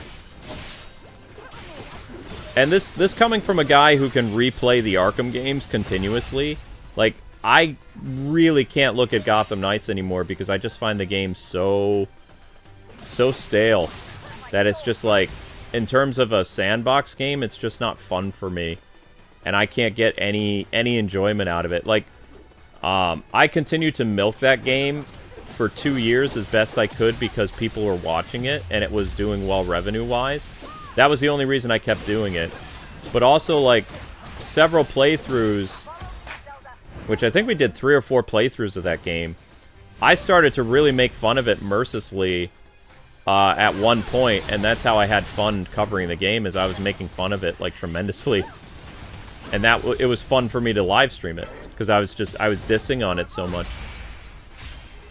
And the audience also enjoyed the dissing, so I just kept doing it. Like, it was a very, like, fun live stream series, one of them. And the same thing with my own one channel. People liked me joking about stuff about it a lot, and I kept doing it for a while. I think my least favorite series that I've ever done, not with Amber, is the Suicide Squad. Suicide Squad is by far the worst Let's Play I've ever done because I hated every minute of it. I ragged on the game before I even beat it. Like, I was mercilessly making fun of it the whole time. It's a funny Let's Play, but if you're asking if I had any enjoyment covering it, no. I did it because I was hoping that it would do well in terms of income, and it did okay. Surprisingly, this is a little behind the scenes for you. The Suicide Squad coverage did not earn us as much revenue as covering Gotham Knights did. Like, the Suicide Squad series, like, did not do as well as Gotham Knights.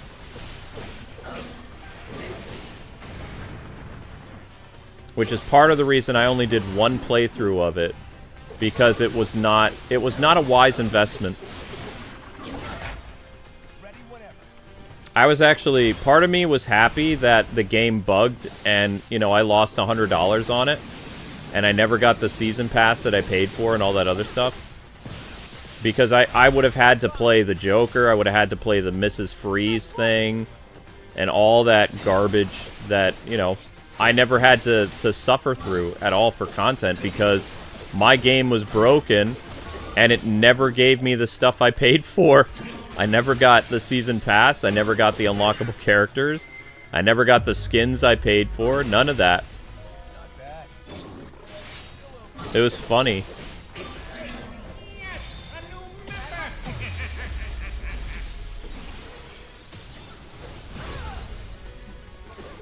Again, guys, you're watching characters that are severely under level, and they're like kicking butt and taking names here. This is a level 70 plus mission, and Artie here is only a level 50. And while it might take a little bit longer to beat these monsters, like a lot, you can see that she's like kicking butt and taking names like it's nobody's business. And while Robo Link and Zelda are like level 70 plus or whatever, both the Bird and Artie are not very high level at all. And they're not having any problems dispatching these bosses. It's just the time involved to kill them takes longer. Like, if I would fight as just Robo Link, this would be over a lot sooner, you know? Pretty much.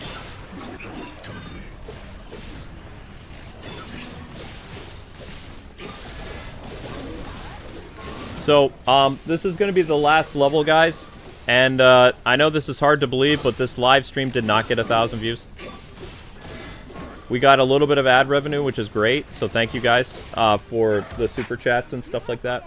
We got a couple super chats, and I think we got one member. So that's as good as it's going to get. So thank you very much for the fan funding. In order for this stream series to continue, I got a one-shot. Wow. I didn't even see that happen. That's new. Probably because I was distracted because I'm talking. But, like, in order for this series to continue, you know the rules. 1,000 views is required. You guys are close to 900 views for this series, so you only have to get 100 views. The next episode for this would be sometime this month, when I don't have a game to do. I would really like to do another episode tomorrow, but I don't think that it's possible, because we don't know how many views YouTube's going to take away. You know? Like, YouTube could take, like, 130 views away from the stream.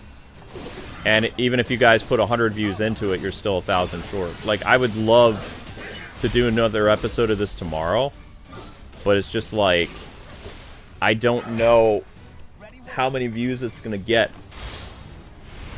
Because I was supposed to do solo leveling today, but I don't have access to the Japanese build of the game, so...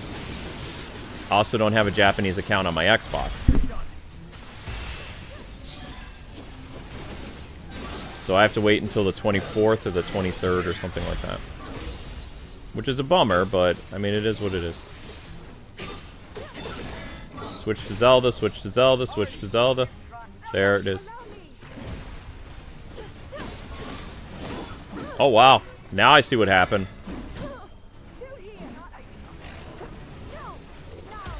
What happened was I got hit really hard by that club of his. That's how I died.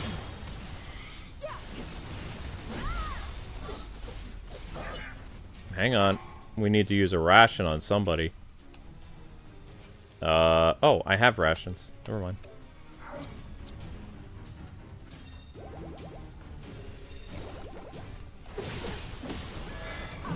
Yeah, I gotta watch out for that club. That club will kill you pretty quickly.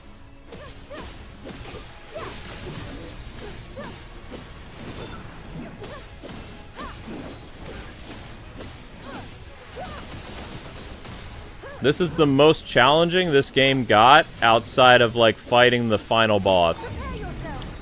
Like, this section here is the most challenging aspect of the game that I've encountered, and I conquered it.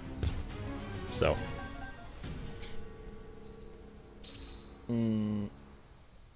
Hey, Kwing, I'm not free for a while, so if you need a stream to play at any point, I think DK is very hungry and could use a burger on the feast layer. Yeah, I got you, Drago. I'll get to your ultimate this week, man. Tomorrow is booked. I can do Wednesday if you want. Like, I can schedule you for Wednesday night.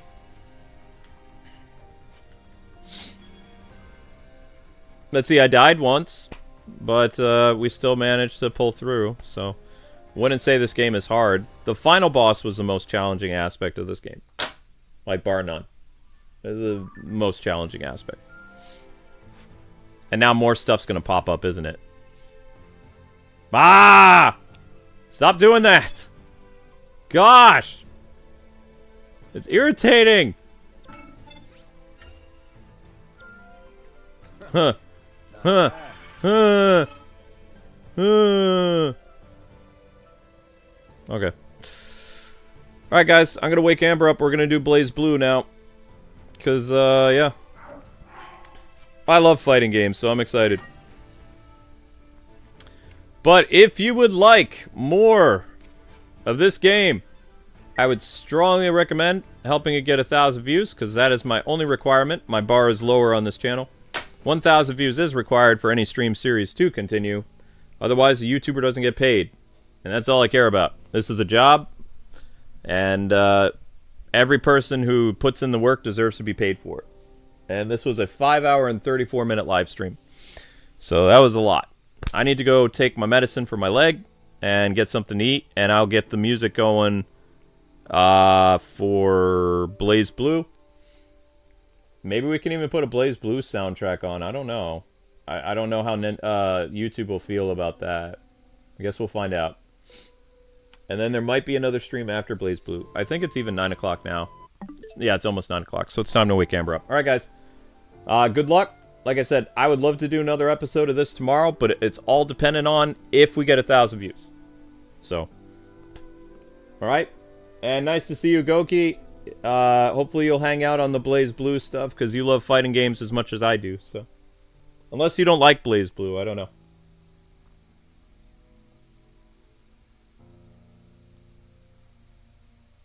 Yeah, not 1,000 views on this stream after 5 hours. Yeah, I know. That's a lot.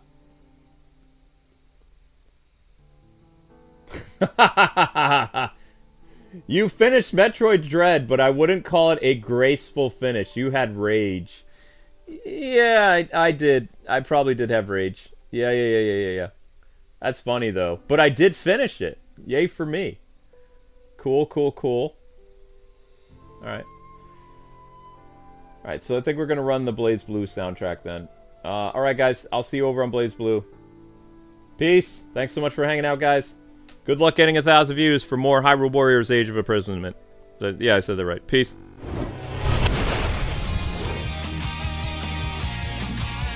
5 hours and 36 minutes. Holy cow.